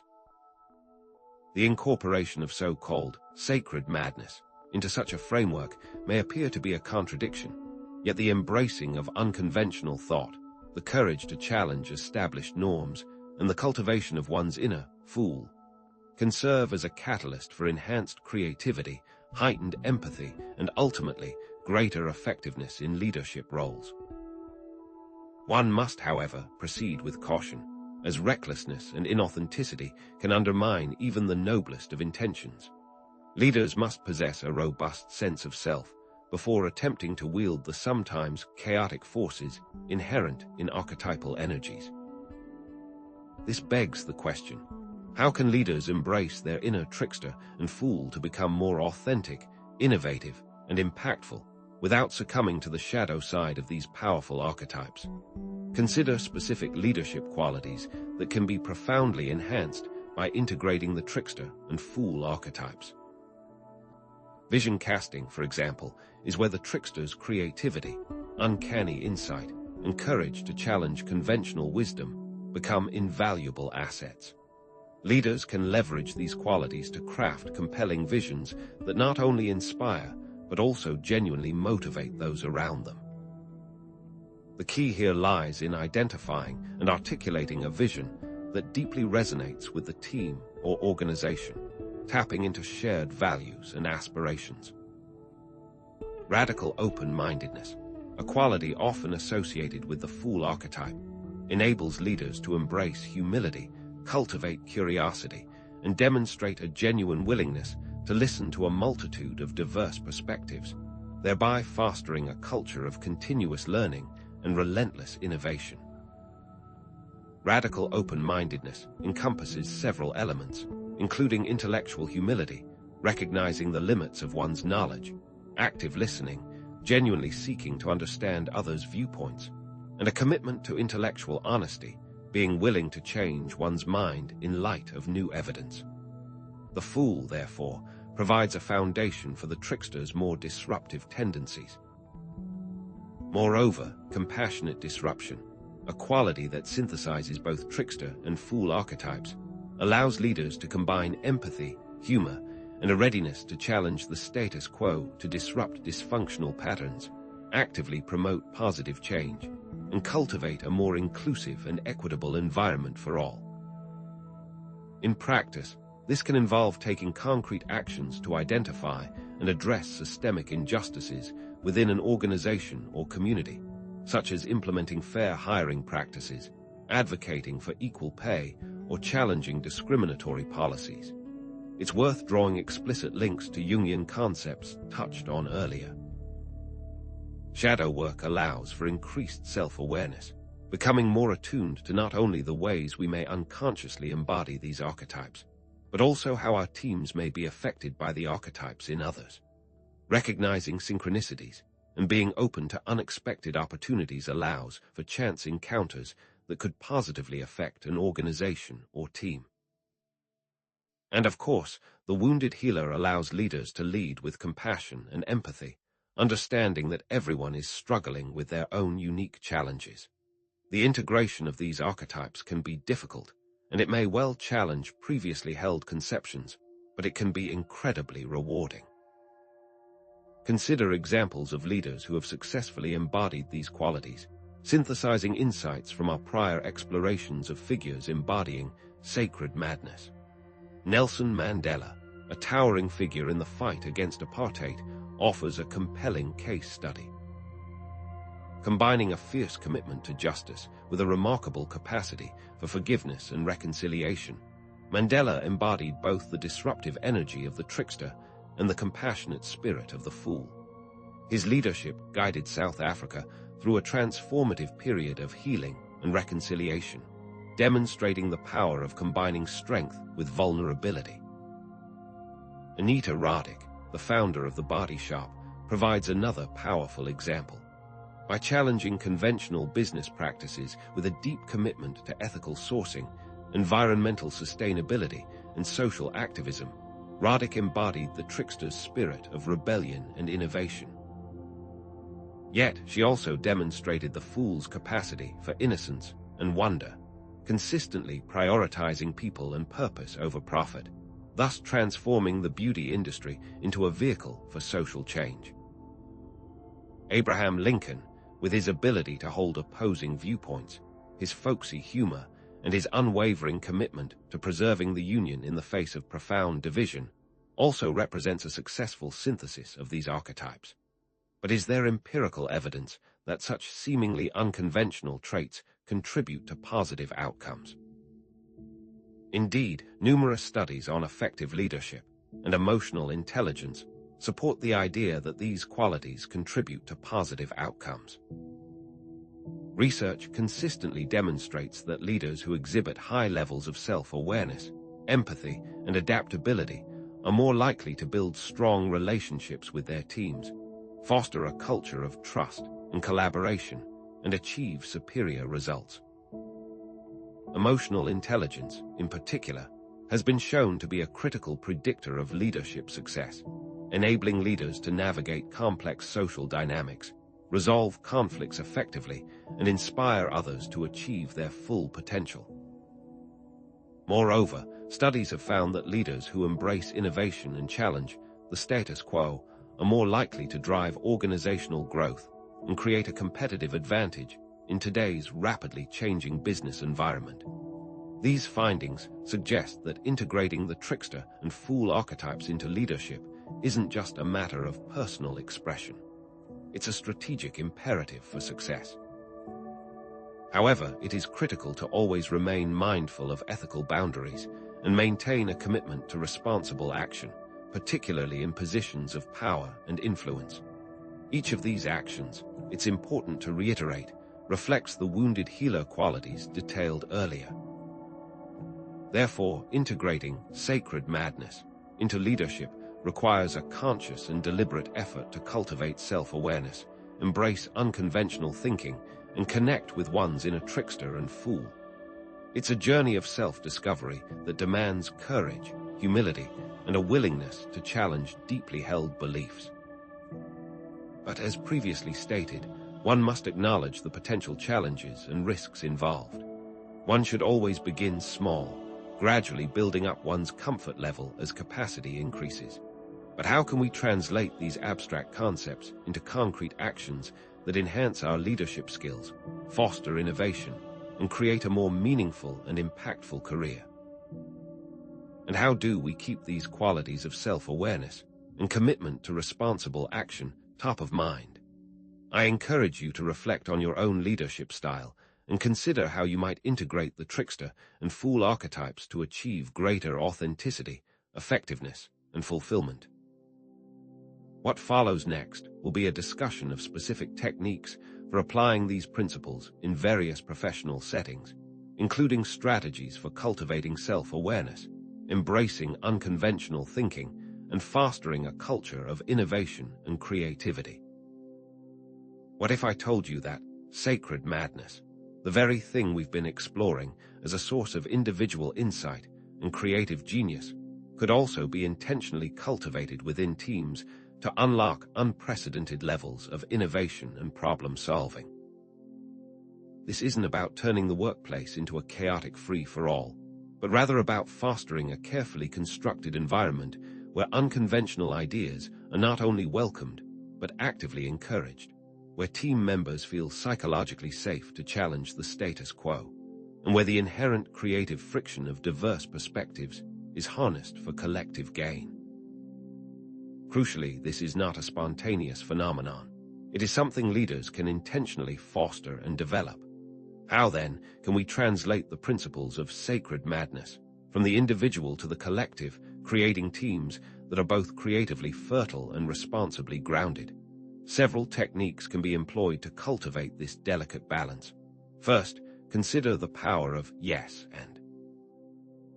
Brainstorming sessions. Unlike traditional brainstorming, which often involves immediate judgment and criticism of ideas, the yes and approach encourages team members to build upon each other's suggestions without reservation. This fosters a culture of collaborative creativity, where even the most outlandish ideas are given space to germinate. Imagine a scenario where a team is struggling to overcome a logistical problem. Instead of immediately dismissing a seemingly impractical suggestion, the yes and approach encourages the team to explore how that suggestion could be adapted, modified, or combined with other ideas to create a viable solution. This simple shift in mindset can unlock unexpected avenues for problem solving and diffuse tension by showcasing trust and cooperation.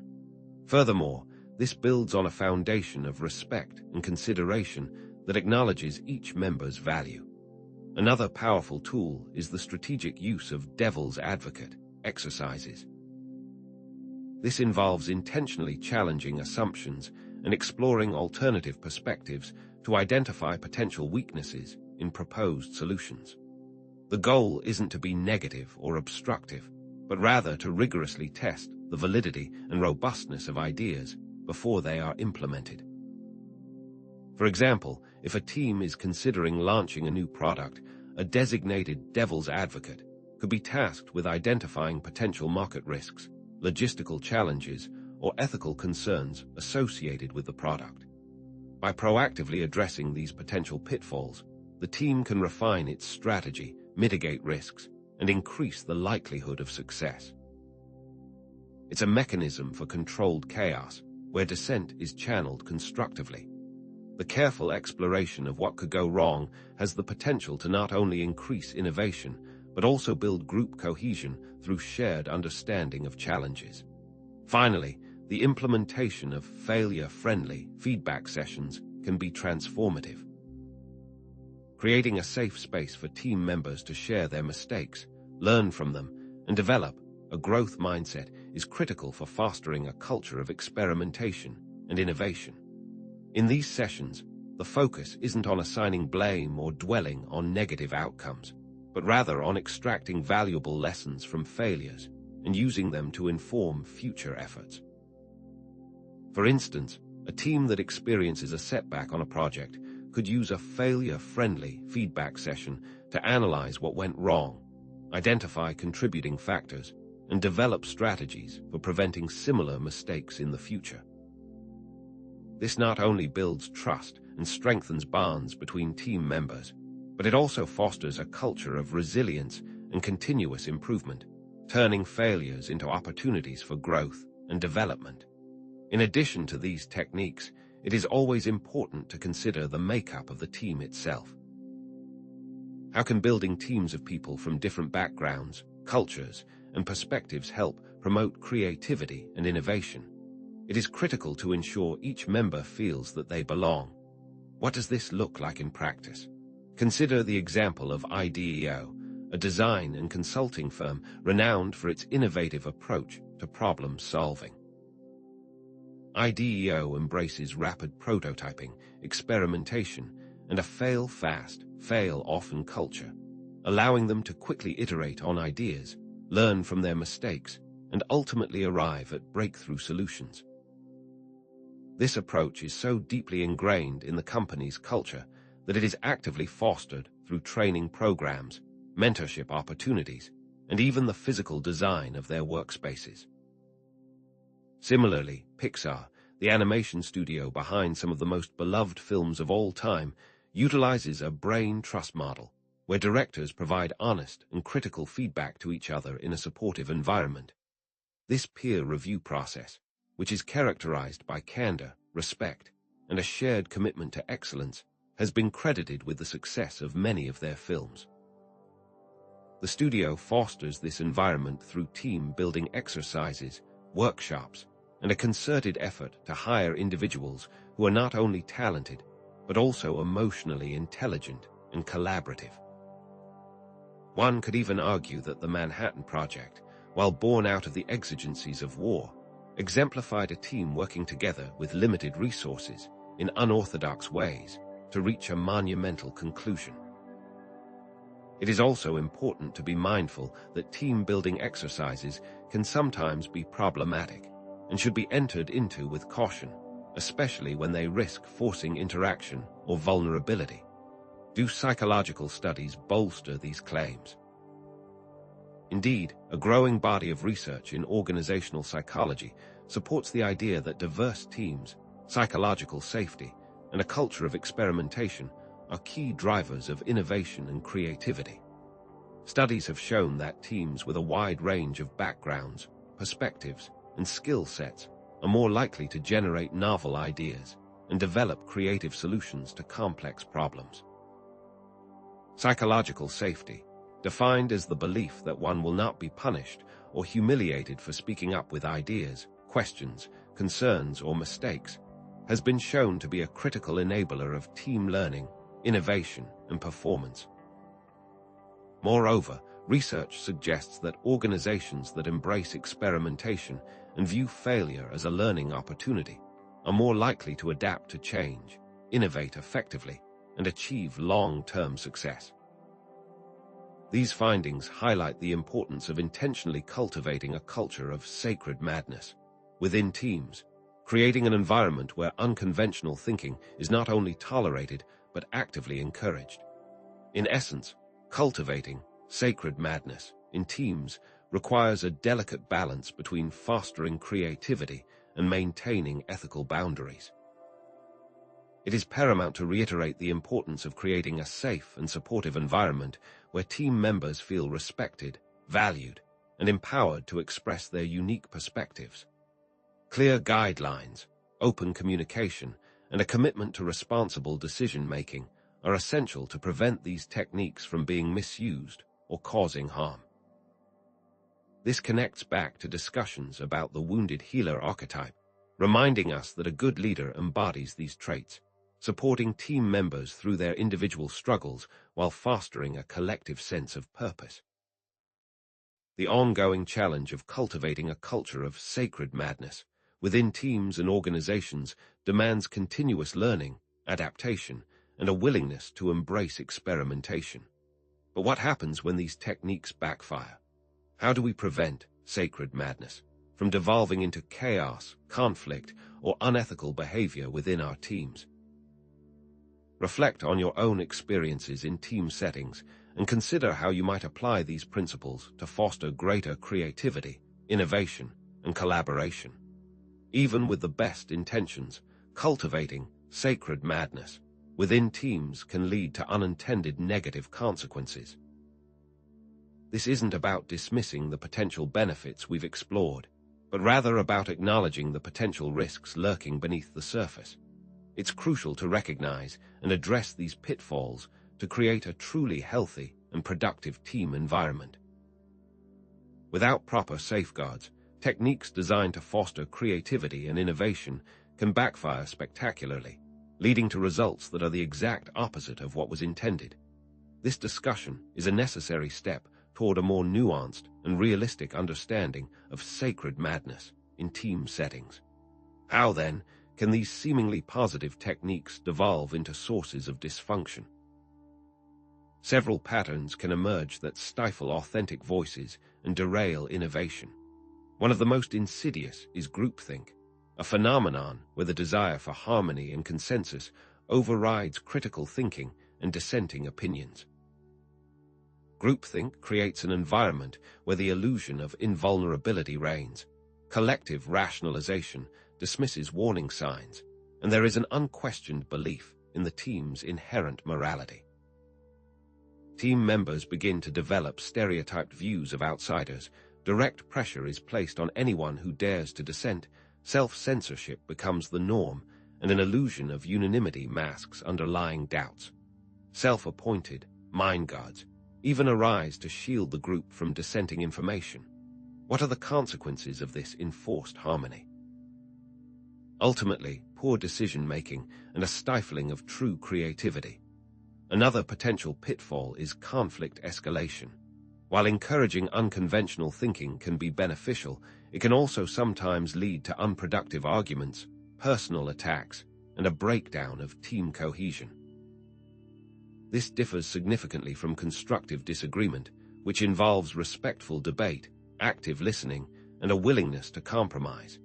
When conflict escalates, however, it becomes personal, emotional, and destructive, poisoning the team dynamic and hindering progress. What de-escalation techniques can be employed? These might include active listening, reframing the conflict, finding common ground, and taking breaks to cool down. A skilled facilitator is crucial in these circumstances. Furthermore, pushing boundaries and challenging the status quo can sometimes result in ethical breaches, especially in the absence of a strong ethical framework. When teams become overly focused on achieving unconventional results, they may be tempted to cut corners, ignore regulations, or engage in other unethical behaviors. The ends begin to justify the means, leading to a slippery slope where integrity is compromised. Enron provides a stark example of this. Another potential issue is analysis paralysis.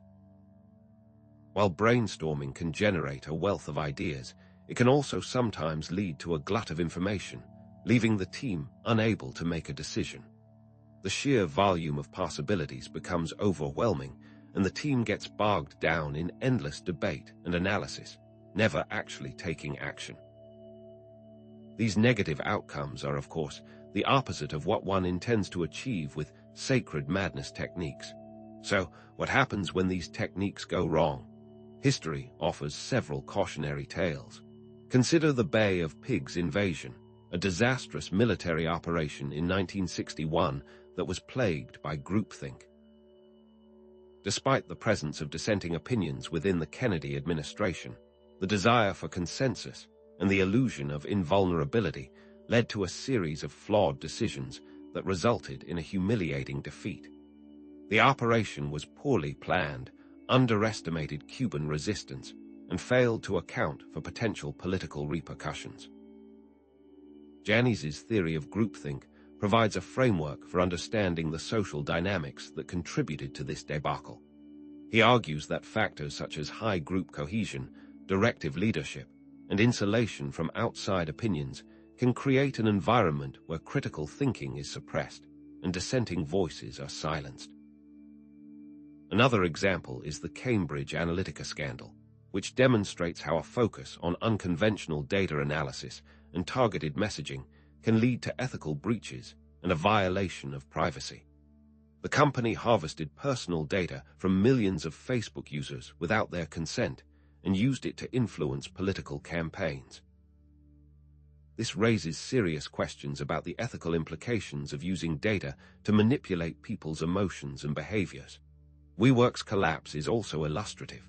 The company's unconventional thinking and cult of personality surrounding its CEO, Adam Neumann, led to financial mismanagement, a loss of focus on practicalities, and ultimately, a dramatic downfall. The company prioritized growth over profitability, indulged in extravagant spending, and failed to address serious governance issues. It's also useful to consider the infamous Stanford prison experiment. While it remains a valuable, if contested, source of insight into human psychology, it can also be seen as a prime example of a project with clear ethical failings. The experiment, designed to study the psychological effects of perceived power, quickly spiraled out of control, with participants assigned to the role of guards exhibiting increasingly abusive and authoritarian behavior. The experiment was ultimately shut down early due to the severe emotional distress experienced by the participants. What were the long-term impacts on those participants?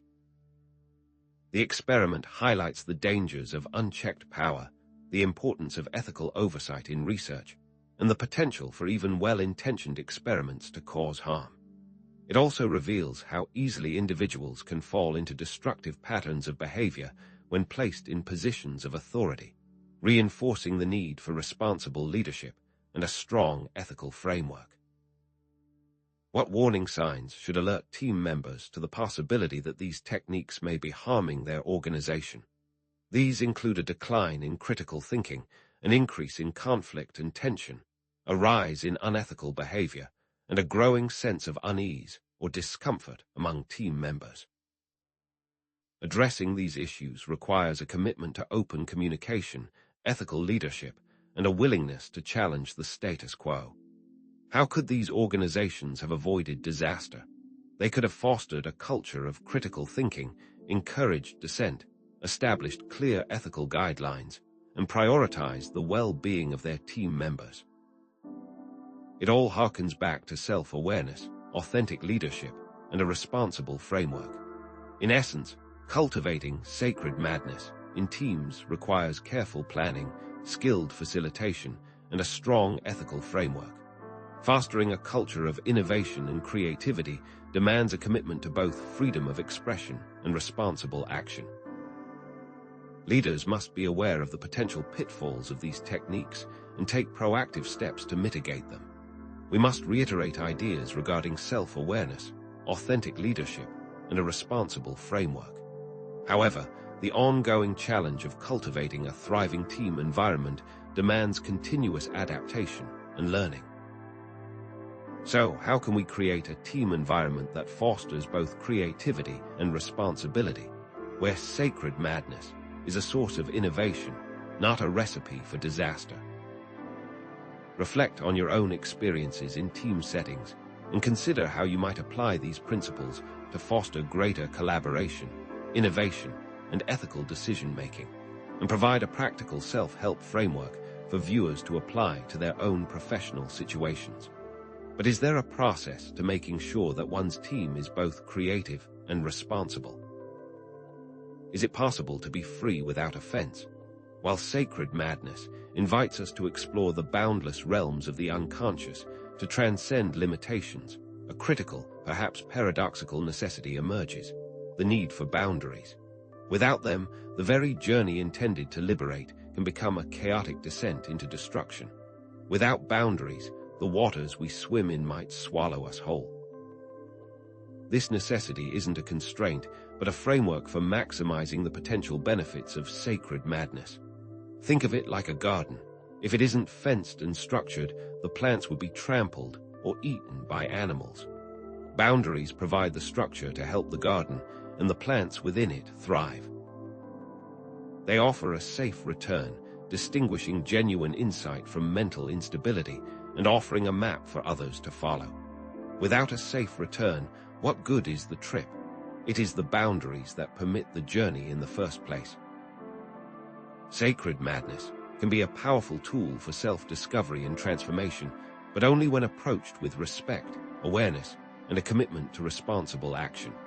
Let's elaborate on the different types of boundaries essential for navigating sacred madness. Ethical boundaries are principles that guide behavior and ensure respect for the rights and well-being of oneself and others. They serve as a moral compass, preventing the pursuit of knowledge or enlightenment from devolving into exploitation, manipulation, or harm. One must be aware of the shadow trickster, lurking, ready to violate ethical boundaries. Psychological boundaries, on the other hand, are limits that protect one's mental and emotional well-being. These are the guardrails against over-identification with archetypal energies, promoting self-care and emotional regulation. Empathy is important, but not at the cost of one's own psyche. Self-compassion is key.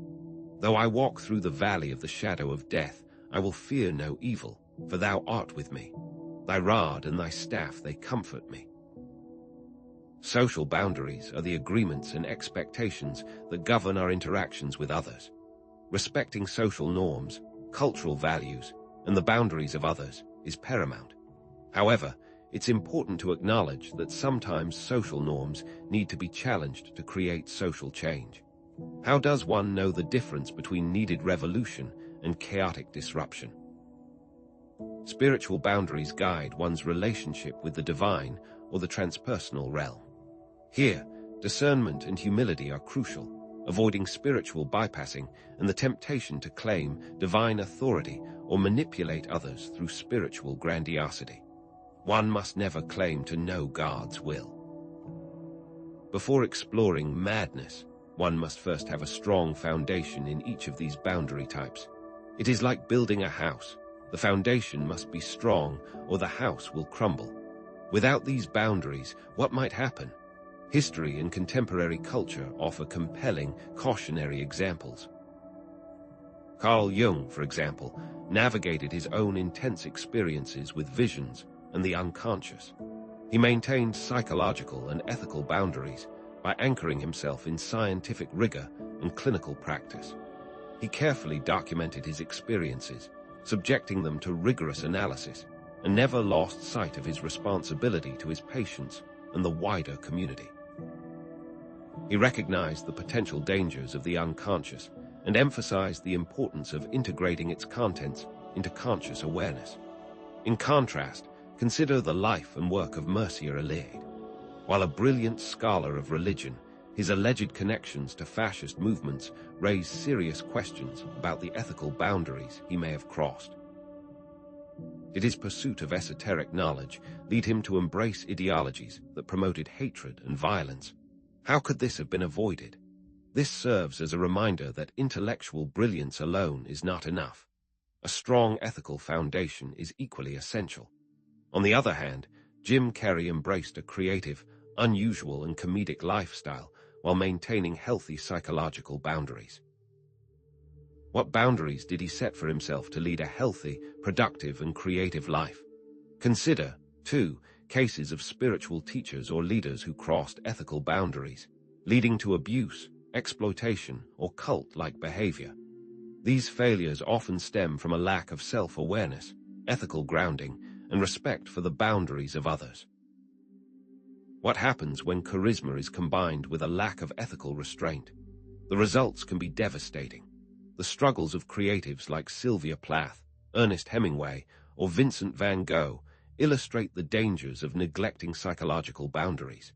Their inability to maintain emotional regulation and self-care led to self-destructive behaviors and tragic outcomes. What could they have done differently? What resources could they have accessed? They remind us that exploring the depths of the psyche requires not only courage, but also a commitment to self-preservation. Responsible and ethical engagement with sacred madness demands a continuous process of boundary negotiation and self-reflection. Boundaries are not limitations, but rather tools for navigating the unconscious safely and effectively. Cultivating self-awareness, ethical grounding, and a commitment to responsible action in all areas of life are of supreme importance. And finding people to hold one accountable, friends, family, therapists, can make all the difference. The process of boundary negotiation is ongoing, requiring constant vigilance and adaptation, a lifelong pursuit. But here's what many people miss.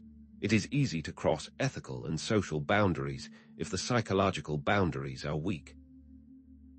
So, how can we develop the skills and practices necessary to establish and maintain healthy boundaries, ensuring that our journey into sacred madness leads to wisdom and transformation, not harm and destruction?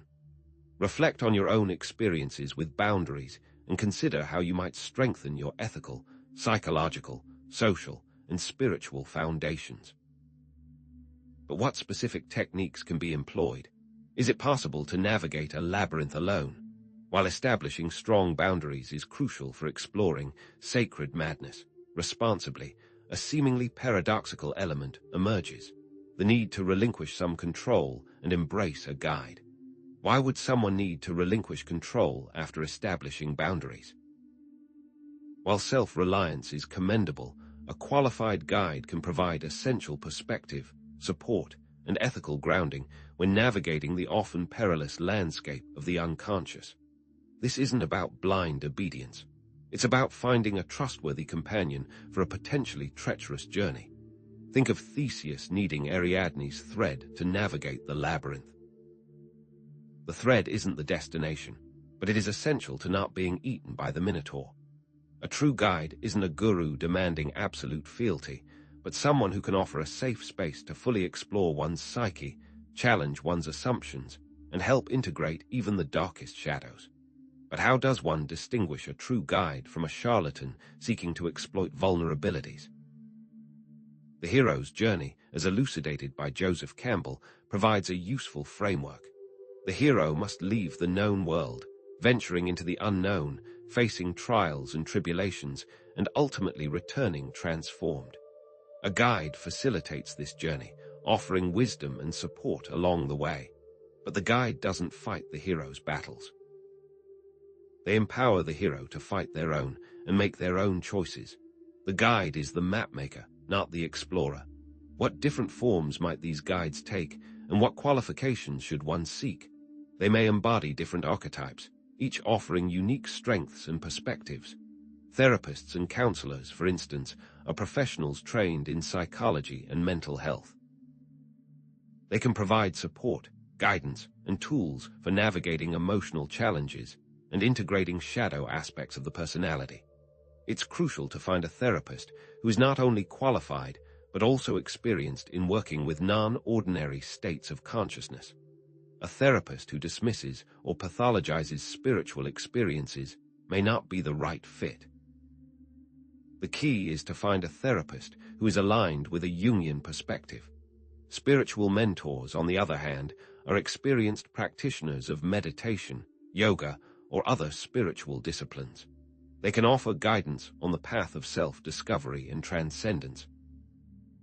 However, it's equally important to find a mentor who is grounded in ethical principles and possesses a deep understanding of the spiritual path and has verifiable testimonials. Beware of gurus who demand unquestioning obedience or promise instant enlightenment. The path is often long, arduous, and filled with unexpected twists and turns. Artistic mentors and teachers are yet another type of guide, offering expertise in expressing one's inner world through creative means. They provide instruction, feedback, and encouragement, helping individuals to develop their unique creative voice. A good artistic mentor can help unlock hidden talents and channel intense emotions into constructive outlets. However, an artistic mentor is unlikely to be qualified to discuss psychological issues, so it is important to seek additional help when needed. Moreover, peer support groups offer invaluable opportunities for individuals to share their experiences, offer support, and learn from each other in a safe and non-judgmental environment. Connecting with others who have walked a similar path can provide a sense of community and reduce feelings of isolation. However, it's essential to find a group that is well facilitated and adheres to ethical guidelines, ensuring that it remains a supportive and constructive space. These figures often embody the wounded healer archetype, explored in prior sections. Having faced their own challenges and traumas, they are uniquely equipped to guide others on their journey of healing and transformation. But proper vetting is crucial. Certifications, testimonials, background checks, and careful observation of their behavior are all essential steps in ensuring that a guide is qualified and trustworthy. A guru with no credentials and only vague promises is probably a charlatan. It's also valuable to recognize that one may need multiple guides for different areas of life. A therapist may not be a qualified spiritual mentor, and an artistic mentor may not be qualified to discuss psychological issues. Seeking guidance from multiple sources can provide a more well-rounded and comprehensive support system. History offers numerous examples of the profound impact of the guide-student relationship. Carl Jung, for instance, acted as a guide for his patients, helping them to navigate their unconscious and achieve greater wholeness. He provided a safe space for them to explore their dreams, visions, and shadow aspects of the personality, offering insights and interpretations that help them to integrate these experiences into their conscious awareness. Jung writes, "The meeting of two personalities is like the contact of two chemical substances. If there is any reaction, both are transformed." The Dalai Lama serves as a guide for his students, helping them to develop compassion, wisdom, and inner peace. He teaches them the principles of Buddhist philosophy and meditation, guiding them on the path to enlightenment. Through his teachings and example, he inspires millions to cultivate kindness, empathy, and a deep sense of connection to all beings. The Dalai Lama's actions follow his words. Alcoholics Anonymous utilizes a sponsor system to guide people in their journeys toward sobriety. Sponsors, who are themselves in recovery, provide support, encouragement, and accountability, helping newcomers to navigate the challenges of addiction and maintain their commitment to sobriety.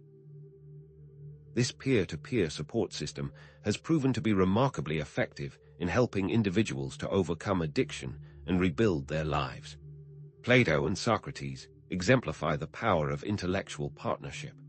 Socrates, as the mentor, challenged Plato's assumptions, prompting him to question his beliefs and develop his own philosophical insights.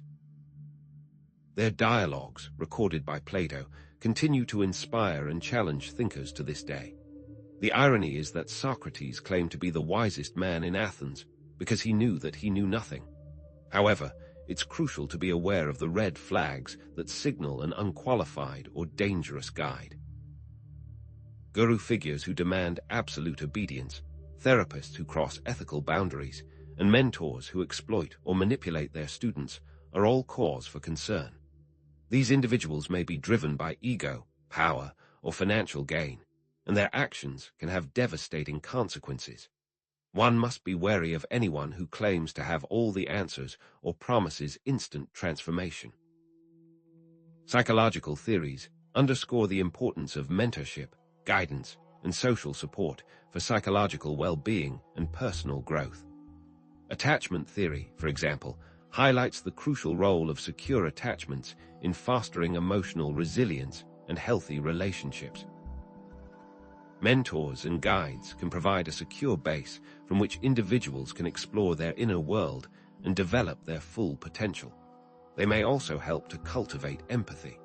Historical examples abound, illustrating the transformative power of guidance and mentorship. From the relationship between Aristotle and Alexander the Great to the mentorship of Haydn and Beethoven, the impact of these relationships is undeniable. What would history be like if these relationships never existed? They remind us that we are not meant to walk this path alone. Finding a qualified guide is an essential step for anyone seeking to explore sacred madness, safely and ethically.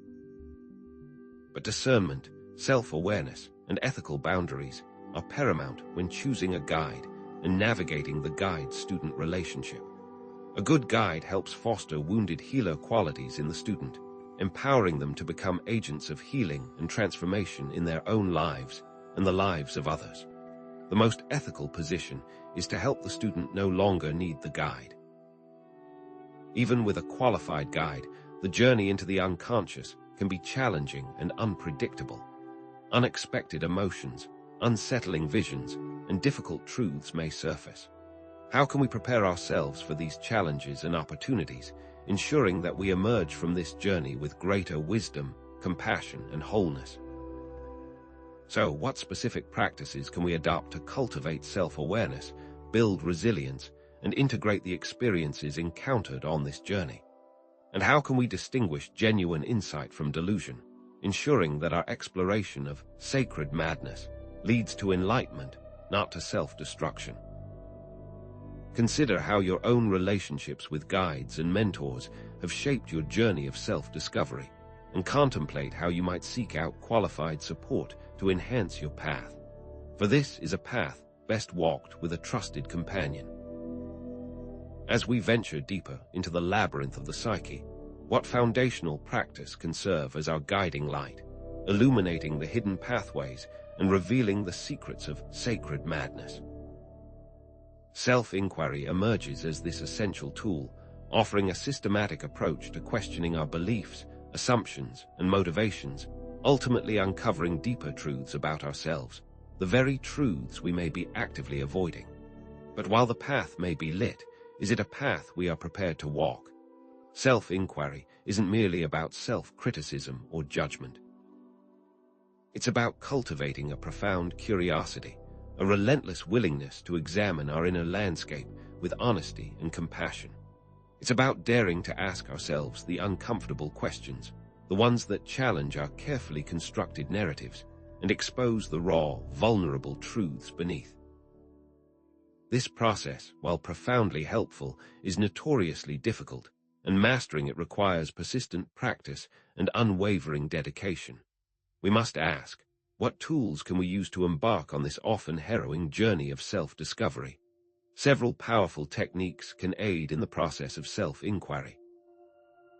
The 5 Whys technique, pioneered by Sakichi Toyoda, the founder of Toyota Industries, involves repeatedly asking, why, to drill down to the root cause of a problem or belief. By repeatedly questioning our initial responses, we can often uncover hidden assumptions, biases, and deeply ingrained patterns of thinking that shape our perceptions and behaviors. For example, if you find yourself feeling anxious before social gatherings, ask yourself why. Perhaps the answer is, because I'm afraid of being judged. Then ask, why are you afraid of being judged? Perhaps the answer is, because I fear I'm not good enough. Continue this process, writing down your answers until you reach the core belief driving your anxiety. This is not a pleasant experience for many, as it dredges up insecurities that have festered for a long time. Journaling provides another powerful avenue for self-exploration. Regularly writing down our thoughts, feelings, and experiences can provide invaluable insights into recurring patterns, emotional triggers, and unconscious motivations. Try different journaling prompts such as, "What am I grateful for today?" or "What am I afraid of?" Use it as a means of shadow integration, exploring the darker aspects of your personality and bringing them into the light of conscious awareness. By confronting these hidden aspects of ourselves, we can begin to integrate them into our conscious personality, fostering greater wholeness and authenticity. Do we truly want to know ourselves, however, warts and all? Mindfulness meditation offers yet another path towards self-awareness. By observing our thoughts and feelings without judgment, we can cultivate a deeper understanding of our inner workings and develop greater emotional regulation. Focused attention meditation involves focusing on a single point of reference, such as the breath, to quiet the mind and cultivate present moment awareness. Open monitoring meditation, on the other hand, involves observing all thoughts and feelings that arise without getting carried away by them, allowing us to develop a more detached and objective perspective on our inner experience. These techniques can appear deceptively simple, but with dedicated practice, profound results can be achieved. The Enneagram, a personality typing system, can provide further insights into our core motivations, fears, and patterns of behavior. This system identifies 9 distinct personality types, each with its own unique set of strengths, weaknesses, and characteristic ways of relating to the world. By understanding our Enneagram type, we can gain valuable self-awareness and develop greater compassion for ourselves and others. However, it's crucial to use the Enneagram ethically, avoiding the temptation to label or judge ourselves or others, and instead using it as a tool for understanding and growth. It is also crucial to remember that these systems are not definitive and must be treated with healthy skepticism. Throughout history, numerous individuals have employed self-inquiry to achieve profound insights and transformative experiences.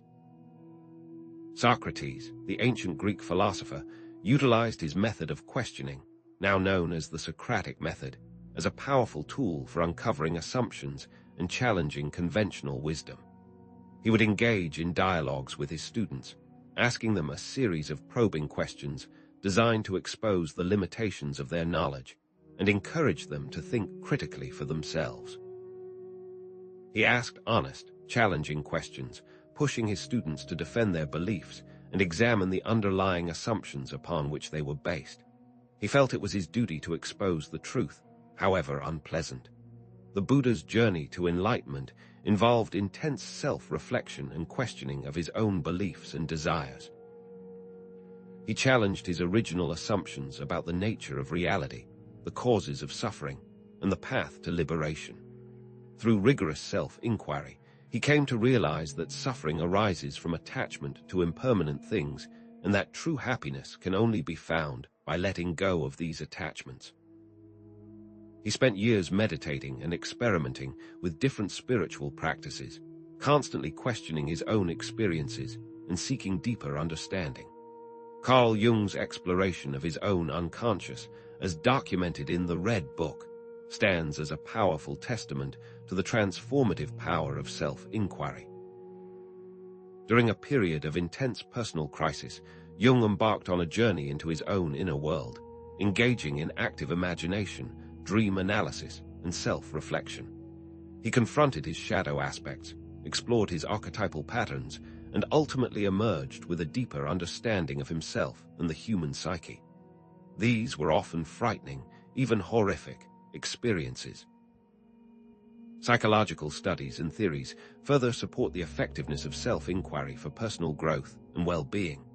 Research on mindfulness, self-compassion, and cognitive behavioral therapy, CBT, has demonstrated the profound benefits of cultivating self-awareness, emotional regulation, and positive self-talk. Long-term beneficial changes reported by Socrates, Buddha, and Jung validate this. These practices can help us to challenge negative thought patterns, develop healthier coping mechanisms, and cultivate greater resilience in the face of adversity. In essence, self-inquiry is an indispensable practice for anyone seeking to navigate the complexities of sacred madness and achieve personal transformation. It's not about engaging in self-flagellation, but rather about cultivating a spirit of open-minded inquiry, a deep sense of compassion, and a relentless commitment to exploring the vast and often uncharted territories of our inner world. It's crucial to find a self-inquiry technique that aligns with our personal values and interests, whether it's the structured questioning of the 5 whys, the free-flowing exploration of journaling, the present-moment awareness of mindfulness meditation, or the personality insights of the Enneagram. But do we choose the method, or does the method choose us? However, it's essential to acknowledge that self-inquiry can be a challenging and uncomfortable process, particularly when we confront difficult emotions, deeply ingrained beliefs, or unsettling truths about ourselves. How can we cultivate the resilience necessary to navigate the inevitable challenges, setbacks, and uncertainties that await us on this journey, ensuring that we emerge stronger, wiser, and more compassionate? Consider the power of self-inquiry in your own life. Begin experimenting with different techniques, journaling, meditation, or simply taking time each day to reflect on your thoughts, feelings, and experiences. How might integrating these practices achieve greater self-awareness, emotional regulation, and personal growth? These are practical steps, yet they ask that we be willing to face ourselves. Having embarked on the sometimes turbulent, often transformative journey of self-inquiry, what indispensable quality serves as the bedrock upon which we can safely navigate the uncharted territories of our inner world, ensuring that we emerge not shattered, but strengthened and enlightened? Resilience emerges as this foundational element, the indispensable capacity to not only withstand the inevitable storms of sacred madness, but to emerge from them with renewed wisdom, compassion, and a deeper understanding of ourselves. Without this critical capacity, the very process of self-inquiry, intended as a path to liberation, risks becoming a source of profound damage.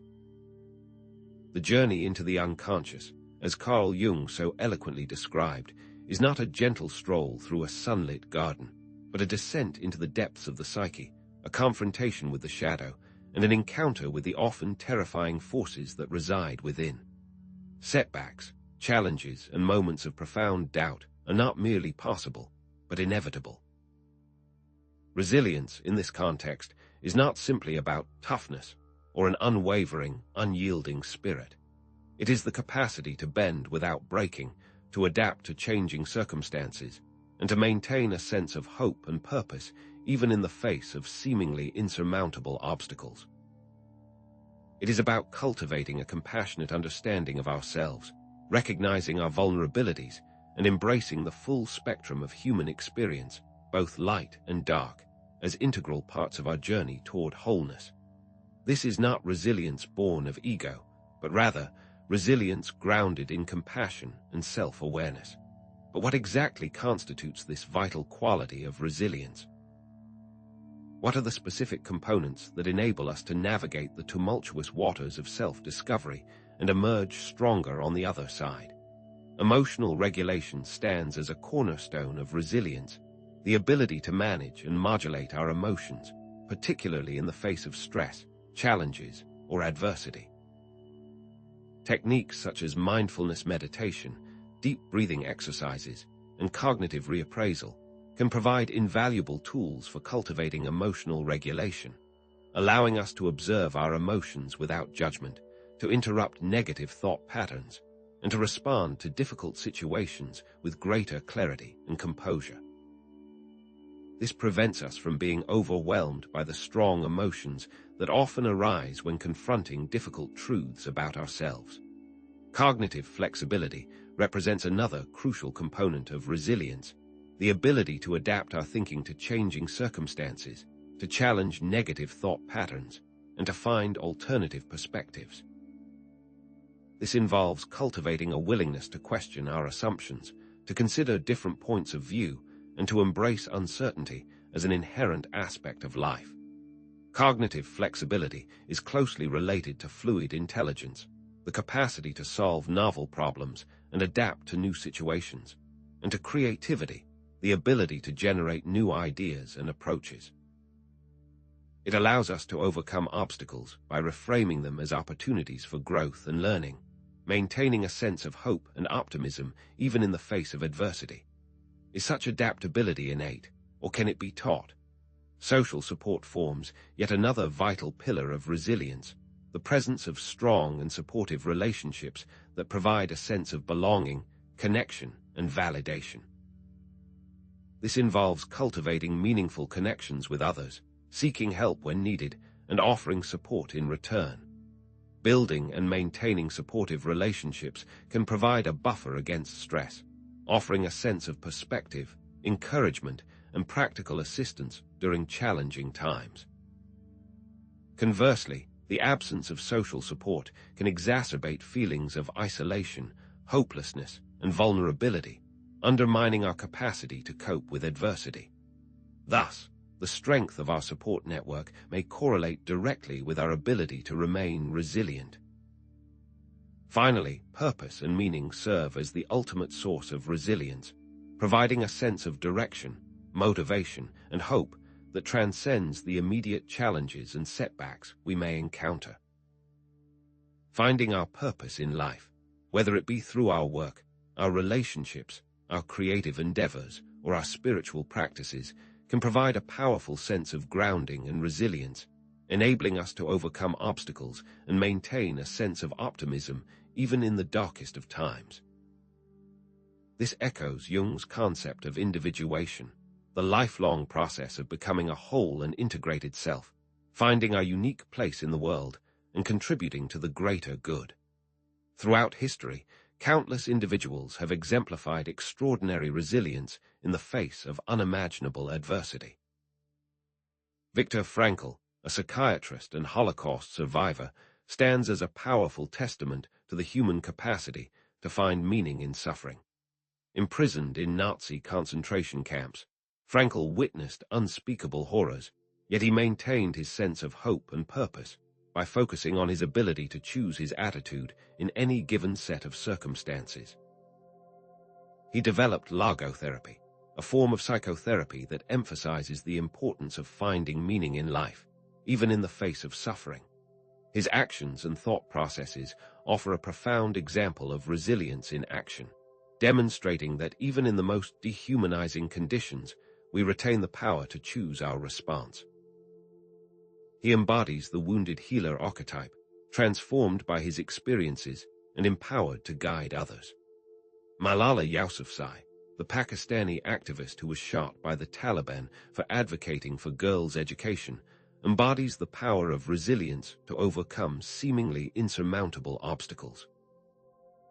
Despite the violence and oppression she faced, Malala remained unwavering in her commitment to education, using her platform to advocate for the rights of girls around the world.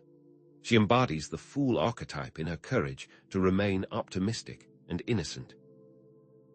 She took specific steps to build resilience, including focusing on her goals, surrounding herself with supportive people, and refusing to be silenced by fear. Her courage and determination inspire us to stand up for what we believe in, even in the face of danger. What inner strength allowed her to maintain such resolve? Stephen Hawking, the renowned physicist who suffered from amyotrophic lateral sclerosis, ALS, exemplifies the power of resilience to transcend physical limitations. Despite his debilitating illness, Hawking maintained his scientific curiosity, his sense of humor, and his commitment to exploring the universe. He overcame his physical limitations by developing innovative communication technologies, collaborating with other scientists, and maintaining a positive attitude. He focused on what he could do rather than what he could not, and he used his intellect to explore the mysteries of the cosmos. What boundaries did he rely upon to explore his intellectual capacity? Psychological studies and theories further validate the importance of resilience for well-being and personal growth. Research on resilience training has demonstrated its effectiveness in reducing stress, improving coping skills, and enhancing overall mental health. Mindfulness-based stress reduction, MBSR, programs have been shown to cultivate emotional regulation, reduce anxiety, and improve focus. Positive psychology interventions, which focus on cultivating positive emotions, character strengths, and meaning in life, have been found to enhance resilience, increase happiness, and promote overall well-being. Furthermore, attachment theory emphasizes the importance of secure attachments in fostering resilience, providing a foundation of trust, security, and emotional support that enables us to navigate challenges more effectively. In essence, building resilience is an ongoing process, not a destination. It requires conscious effort, self-compassion, and a willingness to learn from our experiences, both positive and negative. Resilience isn't about avoiding challenges or setbacks, but about developing the skills and resources necessary to navigate them effectively, emerging stronger, wiser, and more compassionate. It's about seeking support when needed, celebrating our successes along the way, and remembering that we are not alone on this journey. Acknowledging that the path of sacred madness can be difficult, and that setbacks, challenges, and moments of doubt are inevitable. How can we integrate the practices of self-inquiry, boundary setting, mentorship, and resilience to create a holistic approach to personal transformation, ensuring that we emerge from this exploration with greater wisdom, compassion, and wholeness? As we consider the power of community, self-inquiry, and well-defined boundaries, alongside the bedrock of resilience, how can we weave together all of these threads to create a tapestry of practices that support our journey of self-discovery, ensuring that we emerge from this exploration with greater wisdom, compassion, and wholeness? Reflect on your own experiences with resilience and consider how you might cultivate these qualities to navigate the challenges and opportunities that await you on the path of sacred madness, providing a practical framework for viewers to integrate into their own lives. What previously unforeseen strengths might you discover within yourself? If resilience is the bedrock, what is the active process by which we transform isolated skills and knowledge into a unified, personalized approach for navigating the complexities of sacred madness, ensuring that we not only survive the journey but emerge transformed? Integration serves as this dynamic force, the deliberate weaving together of self-inquiry, boundary setting, mentorship, resilience, and responsible engagement with archetypes into a cohesive whole that is uniquely our own. It is not about passively accumulating tools or information, but about actively synthesizing them into a framework that reflects our individual needs, values, and aspirations. And it is not a static achievement, but an ongoing, iterative process of refinement and adaptation, allowing for flexibility as we navigate the ever-changing landscape of our inner world. Integration, then, is not a destination, but a journey towards wholeness, echoing Jung's concept of individuation. It is not a process that can be optimized or perfected, for the very nature of the unconscious resists such rigid control. Rather, it is an exploration of the self, one that acknowledges both the light and the shadow, the strengths and the vulnerabilities.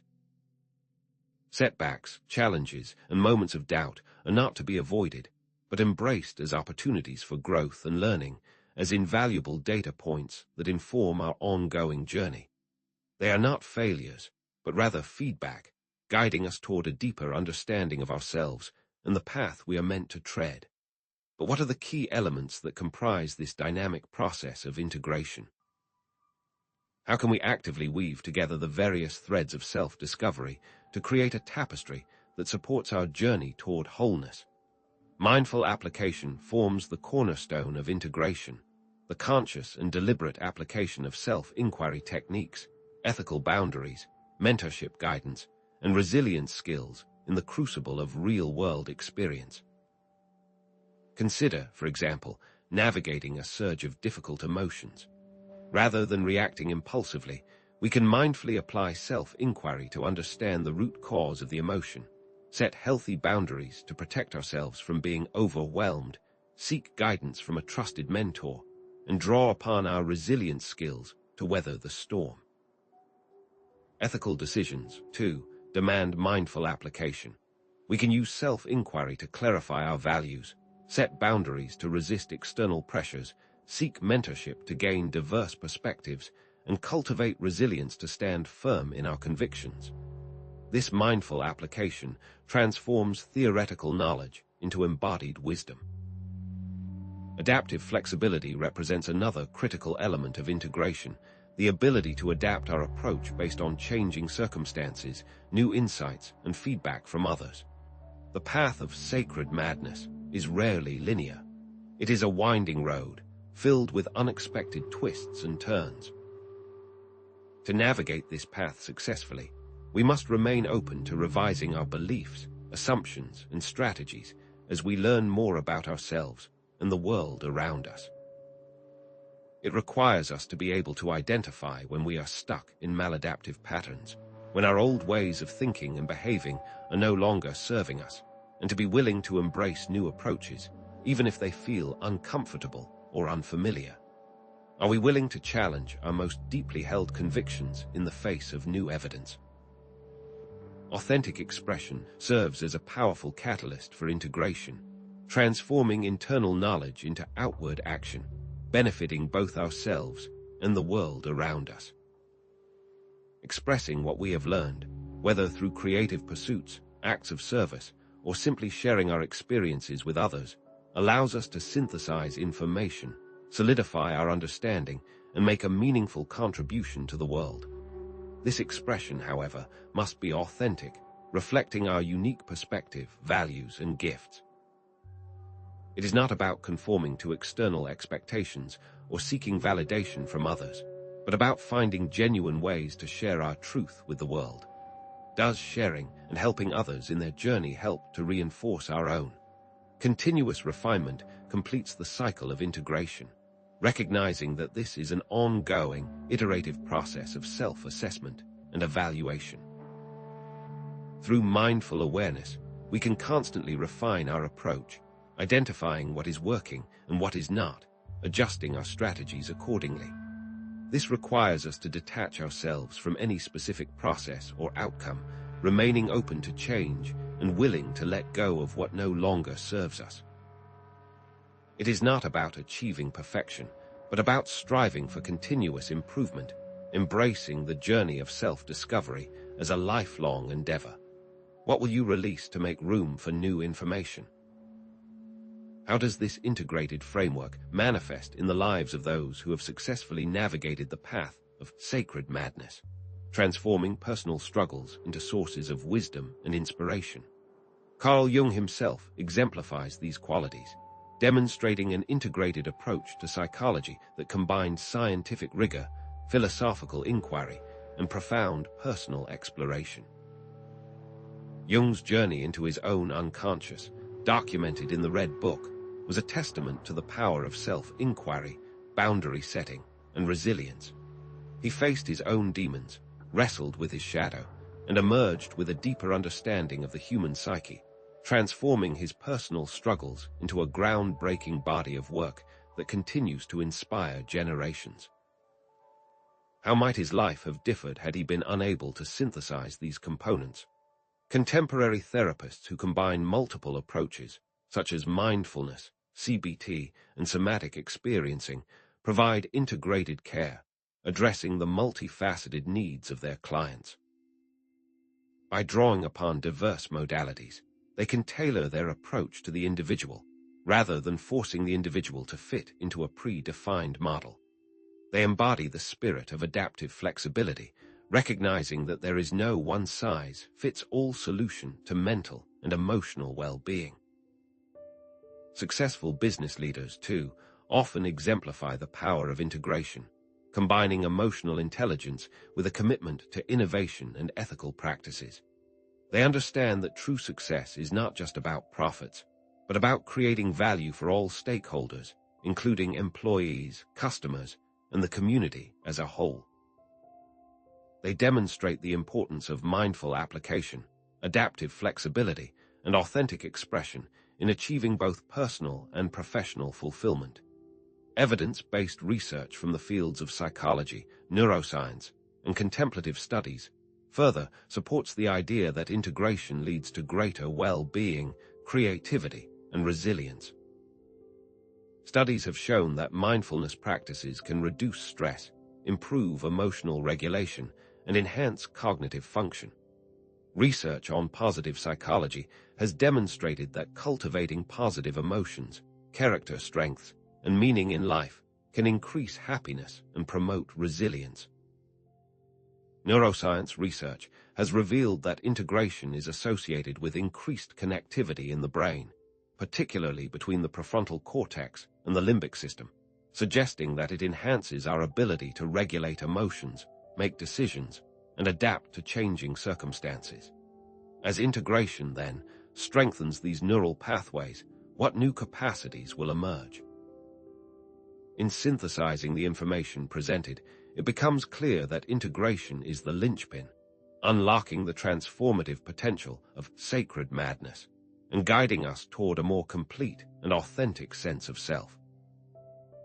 This journey demands courage, an unwavering commitment to self-compassion, and a willingness to venture into the unknown, accepting that the final destination may differ significantly from our initial expectations.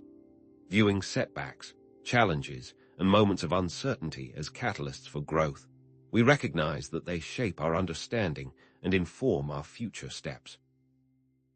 This path of integration is assuredly not an easy one, requiring diligence, bravery, and a willingness to confront our deepest fears and insecurities.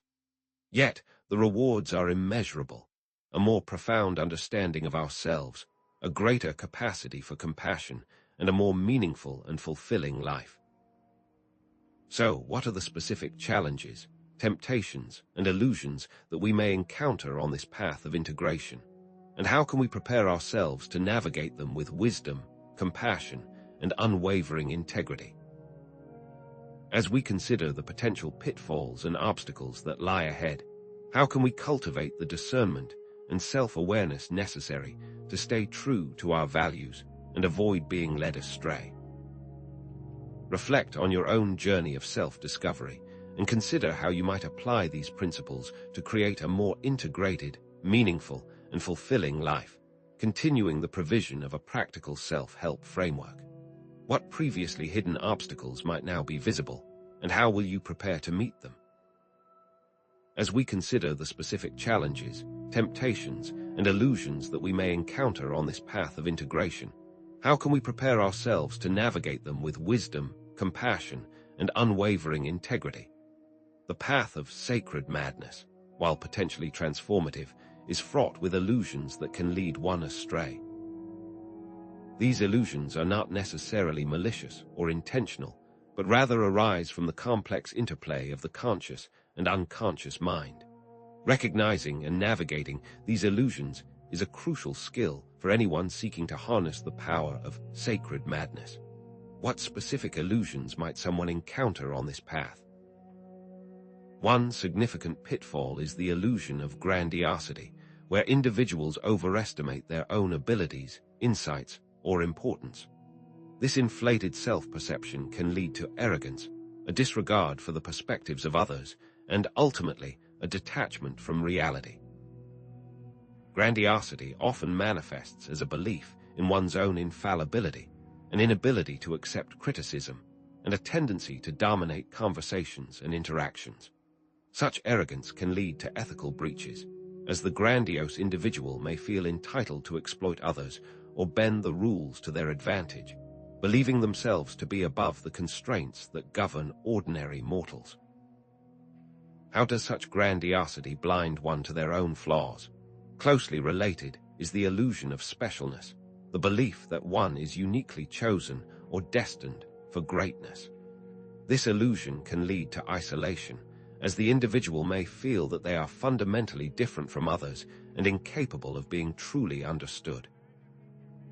Entitlement often accompanies this sense of specialness, fostering a belief that one deserves preferential treatment or is exempt from the responsibilities that apply to others. Consider how this might relate to the shadow aspects of the trickster and fool archetypes, where a sense of superiority masks underlying insecurities and a fear of being ordinary. Does this not create a dangerous separation from empathy? The illusion of certainty presents another formidable obstacle, characterized by holding unwavering beliefs or convictions, even in the face of contradictory evidence. This dogmatism can stifle creativity, as the individual becomes unwilling to consider alternative perspectives or explore new possibilities.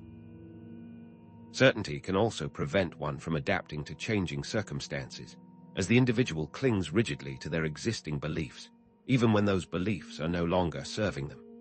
How often does a closed mind lead to missed opportunities? Moreover, there's the illusion of control, the belief that one can control or manipulate external events through sheer force of will or spiritual power. This illusion can lead to frustration, disappointment, and a detachment from reality, as the individual repeatedly encounters situations that defy their attempts at control. More insidiously, this illusion can lead to exploitation, manipulation, and harm, as the individual seeks to impose their will upon others, disregarding their autonomy and agency. This is often seen in individuals and institutions alike, but what is at the root of this desire to control? Finally, we must consider the illusion of perfection, the striving for an unattainable ideal of flawless self-improvement. This illusion can lead to self-criticism, self-doubt, and a constant sense of inadequacy, as the individual relentlessly compares themselves to an unrealistic standard. Perfectionism can also be paralyzing, preventing the individual from taking risks or pursuing their goals for fear of making mistakes or falling short of their own impossibly high expectations. When does the pursuit of betterment turn into self-sabotage? History provides ample examples of individuals who succumb to these illusions. Napoleon Bonaparte, for instance, was a military genius, but his grandiosity and belief in his own destiny ultimately led to a disastrous invasion of Russia and his eventual downfall. His inability to accept limitations and his unwavering conviction in his own invincibility blinded him to the realities of the situation, leading to catastrophic consequences for himself and his empire. Similarly, L. Ron Hubbard, the founder of Scientology, exemplifies the dangers of the illusion of certainty and control.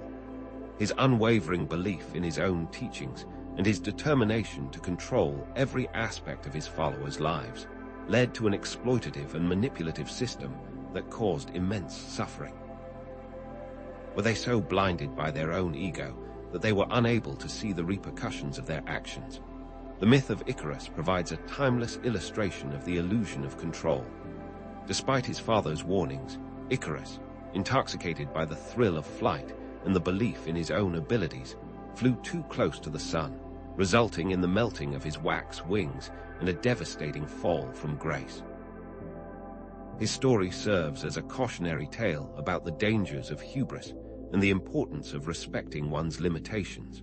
Cult leaders often exploit the illusion of grandiosity in their followers, fostering a sense of belonging and purpose by promising them special status and access to hidden knowledge.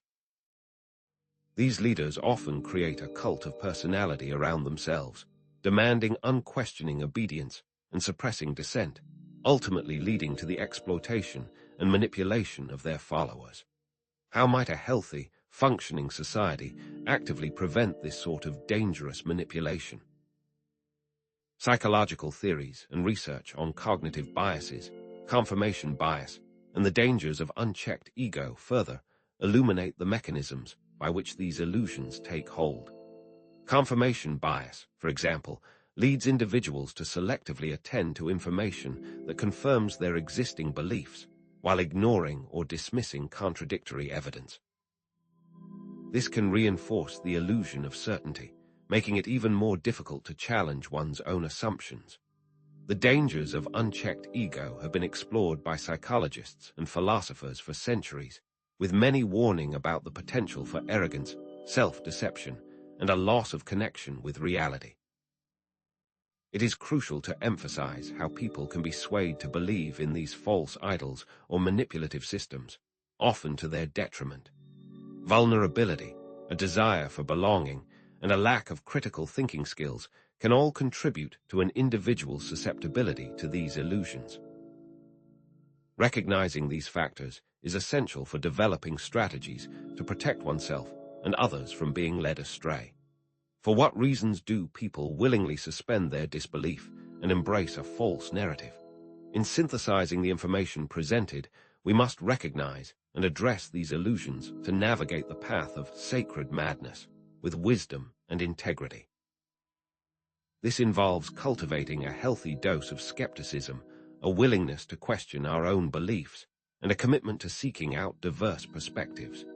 These illusions are not signs of failure or weakness, but rather opportunities for growth, self-reflection, and a deeper understanding of the human psyche. Cultivating self-compassion, humility, and a willingness to learn from one's mistakes is paramount.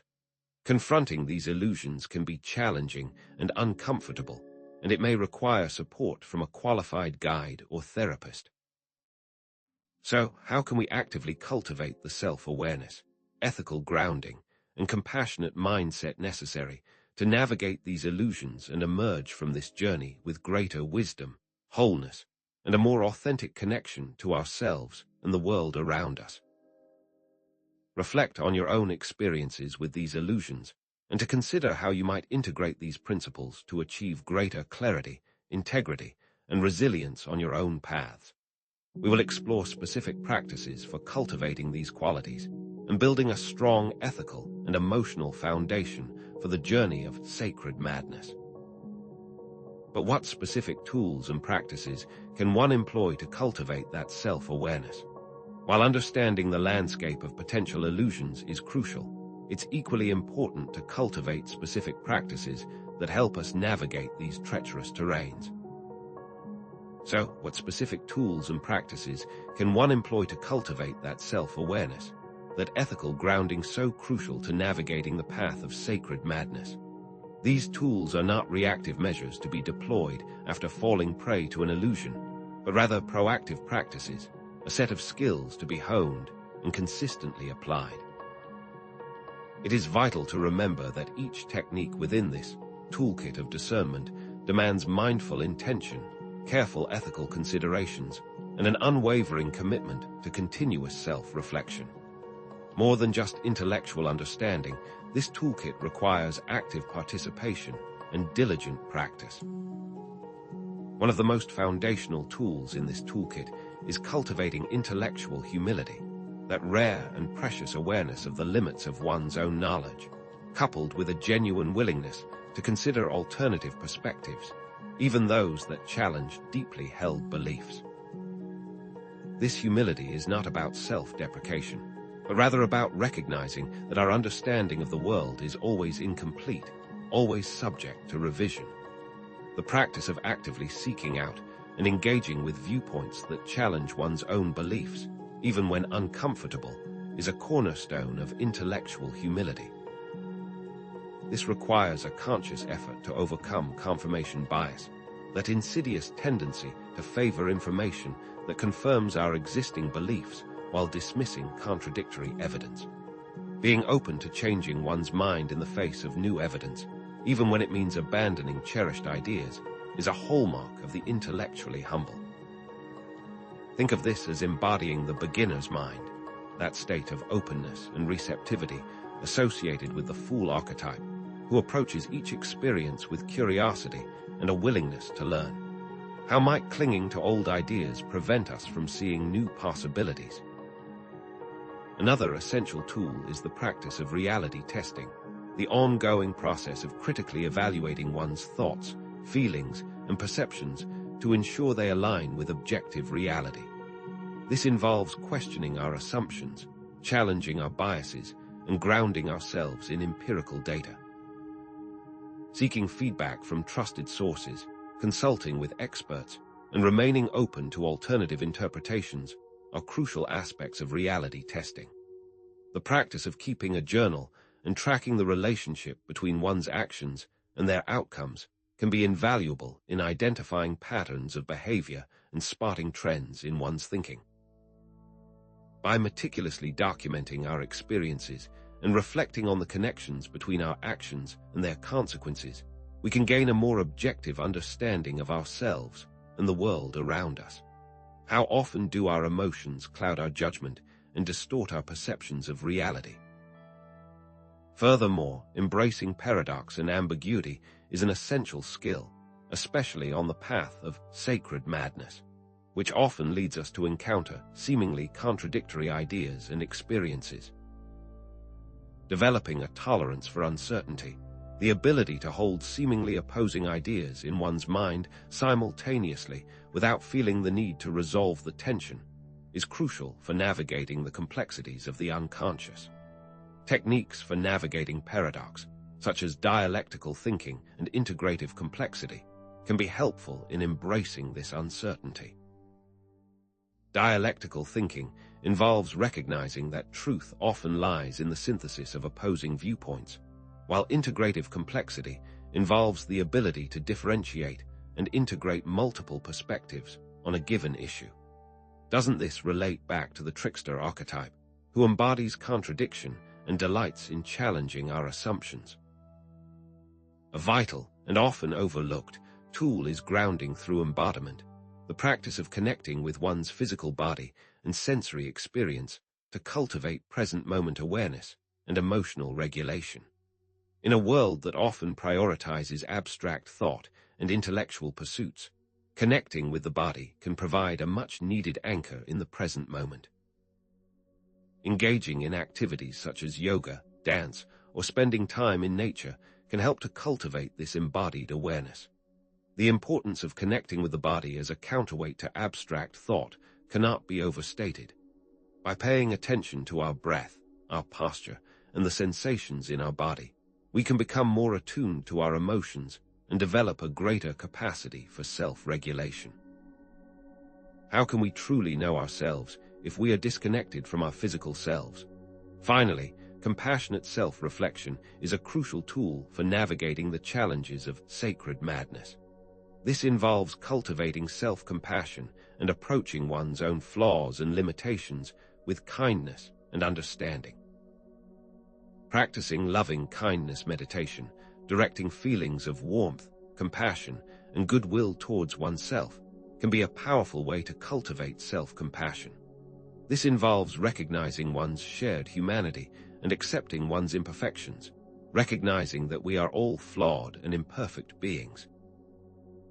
Relate this back to the wounded healer archetype, the archetype that embodies the understanding that our wounds can become sources of wisdom and healing. Doesn't acknowledging our imperfections make us more human? Consider the scientist, diligently using intellectual humility to acknowledge the limitations of their current understanding and actively seeking out new evidence that could challenge their hypothesis. They employ reality testing by designing rigorous experiments and meticulously collecting data to validate their findings, ensuring their conclusions are grounded in empirical evidence. To avoid being consumed entirely by their intellectual pursuits, the scientist uses embodiment to stay grounded, connecting with their physical body and engaging in activities that promote relaxation and stress reduction. An artist embodies their emotions, translating them into a creative medium. They approach their creations with compassion, viewing their work without self-criticism, understanding that imperfections are part of the creative process. The artist practices intellectual humility, recognizing that grandiosity can cloud their vision and distort their artistic expression. They use reality testing to see what resonates with audiences, what works, and what doesn't, adapting their approach based on feedback and experience. Furthermore, the artist embraces paradox, finding inspiration in sources that may be difficult to understand or reconcile, allowing them to create unique and thought-provoking art. A spiritual seeker, confronted with a guru who promises absolute certainty, can use these tools to maintain their integrity and discernment. The seeker uses reality testing to check that the teacher's actions are aligned with their words, ensuring that the guru's behavior is consistent with their teachings. When the guru's charisma is compelling, the seeker uses embodiment to connect to their sense of self, grounding themselves in their own values and intuitions. When considering dogma that doesn't immediately resonate, the seeker practices intellectual humility, recognizing that their understanding may be limited and remaining open to exploring different perspectives. The seeker uses compassion to better connect with the teacher as a person, recognizing their humanity and acknowledging their potential for both wisdom and error. These are just a few examples of how these techniques can be applied in different contexts. But what does the research say about the effectiveness of these tools? Psychological studies and theories offer further support for the effectiveness of these techniques. Research on the benefits of mindfulness, for example, has shown that it can reduce stress, improve focus, and enhance emotional regulation. Cognitive behavioral therapy, CBT, has been shown to be effective in treating a wide range of mental health conditions, including anxiety, depression, and post-traumatic stress disorder. Self-compassion has been linked to greater resilience, improved self-esteem, and reduced levels of self-criticism. Moreover, research on intellectual humility has found that it is associated with greater open-mindedness, critical thinking skills, and a willingness to engage in constructive dialogue. What hidden benefits might these practices unlock in our own lives? In essence, the consistent and mindful application of these techniques can help individuals navigate the landscape of potential illusions, stay grounded in reality, and maintain a sense of integrity on their journey of sacred madness. These tools are not a guarantee against falling prey to illusions, but rather a set of practices that can increase one's awareness, resilience, and capacity for self-correction. Continuous self-reflection, seeking feedback from trusted sources, and remaining open to learning and growth are essential components of this process. As we have discussed, these tools are intrinsically linked to ethical boundaries, self-awareness, and the wounded healer archetype. Remember that the journey of sacred madness is a lifelong process, requiring ongoing effort and unwavering commitment. So, how can we build and maintain supportive communities that foster authenticity, compassion, and a shared commitment to navigating the challenges and opportunities of sacred madness with wisdom and integrity? Let us begin practicing these techniques and considering how we might integrate them to achieve greater clarity, resilience, and ethical grounding on our own paths to truly embrace the potential of sacred madness. Have you ever wondered how even the most resilient individuals can falter on the path of sacred madness, despite their best intentions and rigorous practices? While individual resilience and ethical grounding are vital, they are often not enough. A sacred community can provide the crucial support needed to navigate these treacherous terrains, providing a framework of compassionate accountability that no individual can replicate alone. It is the compassionate crucible in which the self can be alchemically transformed. But what exactly do we mean by sacred community? It's not a cult promising enlightenment through blind obedience, nor is it an echo chamber reinforcing existing biases.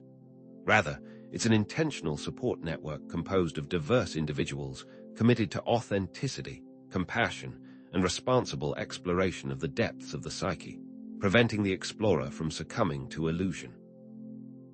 The role of this community is to provide accountability, honest feedback, and a sense of belonging that can help individuals navigate the challenges and opportunities of this journey, acting as a collective compass when one's individual bearings become uncertain. This sacred community can take many forms: a formal support group, a circle of trusted friends, or even a network of online acquaintances, each offering unique perspectives and sources of support. To truly function as a compassionate crucible, a sacred community must be built upon a foundation of specific, intentionally cultivated elements. What are these foundational elements, and how can we foster them within our own communities? These elements are not merely abstract ideals, but rather concrete principles that guide the community's interactions and decision-making processes. First, shared values are paramount. A clear and explicit set of values, defined collaboratively by the group, is essential for guiding the community's interactions and decision-making processes. But how do we define what values the group shares? This might involve facilitated discussions, brainstorming sessions, and even formal voting processes to identify the core principles that resonate with all members. These values might include things like honesty, compassion, respect, responsibility, and a commitment to personal growth. In action, this might look like explicit community guidelines that outline acceptable and unacceptable behaviors, or regular check-in meetings where members can discuss how well the community is living up to its stated values. Furthermore, there must be a commitment to radical honesty, which demands open and honest communication, even when it is difficult or uncomfortable. Creating a safe space for vulnerability and authenticity is crucial for fostering radical honesty. This can be achieved through practices such as active listening, empathy-building exercises, and clear communication guidelines that discourage judgment and criticism. Techniques for building this environment might include establishing safe words that can be used to signal when someone feels uncomfortable or triggered, or creating structured formats for sharing personal experiences and receiving feedback. Additionally, a sacred community must cultivate non-judgmental acceptance, creating a willingness to accept and embrace each member's unique perspectives, experiences, and challenges without judgment or criticism. Actions that promote this include mindful listening exercises, where members practice paying attention to each other without interrupting or offering unsolicited advice. Creating opportunities for members to share their stories and experiences without fear of judgment can also help to foster a sense of acceptance and belonging. In contrast, however, constructive feedback is also essential, which demands the ability to provide and receive feedback in a way that is both honest and compassionate, focused on growth and learning rather than blame or shame. This feedback mechanism can operate successfully, even when giving negative feedback, by focusing on specific behaviors rather than making sweeping judgments about character. Checks and balances can be put in place by establishing clear guidelines for giving and receiving feedback, such as focusing on I statements and avoiding accusatory language. How does one differentiate between criticizing a person and criticizing their behavior? Accountability is also a crucial element, representing a shared commitment to holding each other accountable for their actions and decisions, particularly in relation to the community's shared values and ethical guidelines. The relationship between calling someone in addressing problematic behavior in a private, supportive way versus calling someone out, publicly shaming or criticizing someone is crucial to define. The community can ensure its members act responsibly outside the community by establishing clear expectations for ethical conduct and providing opportunities for members to discuss and reflect on their actions. But how does the community recognize when it should not intervene? Respecting individual autonomy and avoiding overreach are essential considerations. Finally, there must be defined leadership and mentorship positions, ensuring a leader or leaders are empowered to steer the direction of the community and mediate conflicts, providing guidance and support to individual members. Consider Alcoholics Anonymous, a community that exemplifies many of these qualities. AA integrates shared values through its 12 steps and 12 traditions, providing a clear framework for recovery and ethical conduct. Radical honesty is encouraged through the practice of sharing personal stories and admitting one's powerlessness over alcohol. Non-judgmental acceptance is fostered through the understanding that all members are struggling with the same disease and are there to support each other. Constructive feedback is provided through sponsorship relationships and group discussions. Accountability is maintained through the emphasis on making amends for past harms and living a life of sobriety. And AA has a defined structure and mentoring program with its emphasis on sponsorship. But even AA, for all its strengths, is not without its limitations. Some criticize its reliance on a higher power, which may not resonate with all individuals. Others point to its lack of formal mental health support and its potential for creating a closed-off community. What about online communities? In the digital realm, we see both shining examples and cautionary tales. Some online communities successfully build a shared set of values by establishing clear guidelines for participation and actively moderating content to ensure that these values are upheld, weeding out toxicity and fostering constructive dialogue. However, many online communities devolve into echo chambers, where dissenting opinions are silenced and members are only exposed to information that confirms their existing beliefs. Intentional communities and co-housing projects offer another model, where individuals consciously choose to live together based on shared values and a commitment to community living. These communities often succeed by establishing clear decision-making processes, fostering open communication, and actively addressing conflicts as they arise. However, they can also face challenges related to interpersonal dynamics, power imbalances, and differing expectations. Sociological and psychological research consistently demonstrates the benefits of social support, belonging, and community for mental health and well-being, underscoring the importance of cultivating these connections in our lives. But how do we apply these principles effectively and ethically? Building and maintaining a thriving, sacred community requires ongoing effort, intentionality, and a commitment to ethical principles, building on the ethical and responsible frameworks that we've already discussed. The benefits of such a community, increased self-awareness, emotional regulation, and personal growth far outweigh the challenges, making it a worthwhile investment of time and energy. Finding a community that aligns with one's personal values and supports one's unique journey is an essential step in this process, requiring careful consideration and discernment. And even in the best of communities, conflicts, disagreements, and misunderstandings will inevitably arise.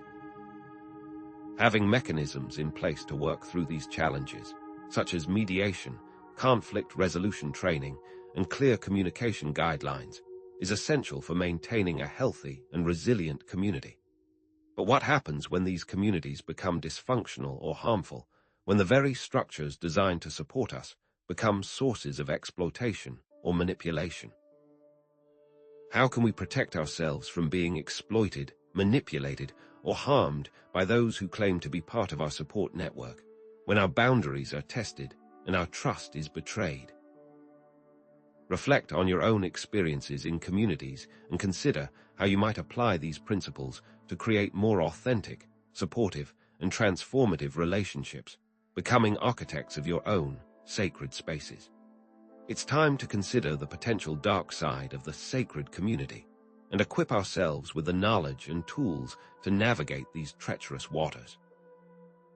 And so, having considered the profound importance of sacred communities, in both mitigating the risks and amplifying the rewards inherent in the exploration of sacred madness, we arrive at a critical juncture. In conclusion, having traversed the complex landscape of sacred madness, from its historical roots to its psychological underpinnings and its potential pitfalls, it is now time to distill the insights we have gleaned, extracting the essence of this transformative journey. Shifting to a more reflective tone, let us contemplate the broader implications of what we have discovered, pausing to allow these ideas to resonate within the depths of our understanding. Throughout this exploration, we have grappled with the multifaceted nature of madness, recognizing it not only as a potential source of pathology, but also as a wellspring of profound insight and creative inspiration. We have delved into the Jungian framework for understanding the individuation process, emphasizing the crucial role of shadow integration and archetypal exploration in achieving psychological wholeness. We have underscored the necessity of personal responsibility in navigating non-ordinary experiences, urging caution, discernment, and ethical conduct. In essence, we have examined the delicate balance between embracing the unknown and maintaining a firm grounding in reality, for the sea of madness can either drown or bring forth new realities. Returning to the initial question that sparked this inquiry, can embracing the madness within be the key to unlocking a more authentic and complete version of ourselves? The answer, as we have discovered, is neither a simple yes nor a definitive no. Rather, it is a nuanced affirmation contingent upon careful self-awareness, responsible engagement, and the guidance of a supportive community. By embracing the seemingly irrational aspects of our psyche, integrating the shadow, and confronting the archetypal forces that shape our experience, we can transform madness from a destructive force into a catalyst for growth and self-discovery. The reframing we have explored is a journey to challenge the foundations of people's thought processes, coming closer to individuation by integrating sacred madness into a complete worldview.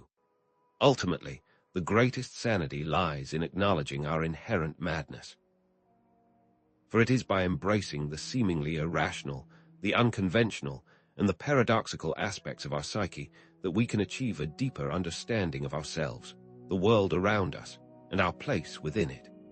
Like a prism refracting light, madness can reveal hidden facets of reality, offering glimpses into the interconnectedness of all things. In madness, there is a kaleidoscope of color that reflects inner and outer worlds, a vortex of chaos and creation, a mirror reflecting the hidden landscapes of the soul. As we face the inherent madness of existence, what lies beyond the veil of sanity?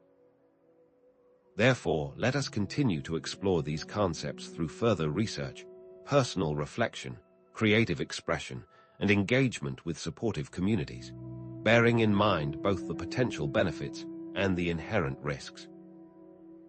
I encourage you to explore the concepts in your own life, beginning slowly, integrating practices such as mindfulness and journaling, and if possible, working with a qualified mentor or therapist who can provide guidance and support.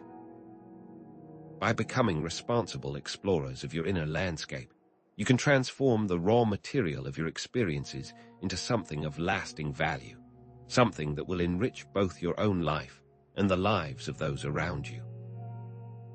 As we continue to explore the depths of the human psyche, challenging conventional notions of sanity and embracing the transformative potential of sacred madness, we may discover new ways to unlock our creative potential, heal our emotional wounds, and create a more compassionate, authentic, and meaningful world. Thank you for exploring the psychology of sacred madness.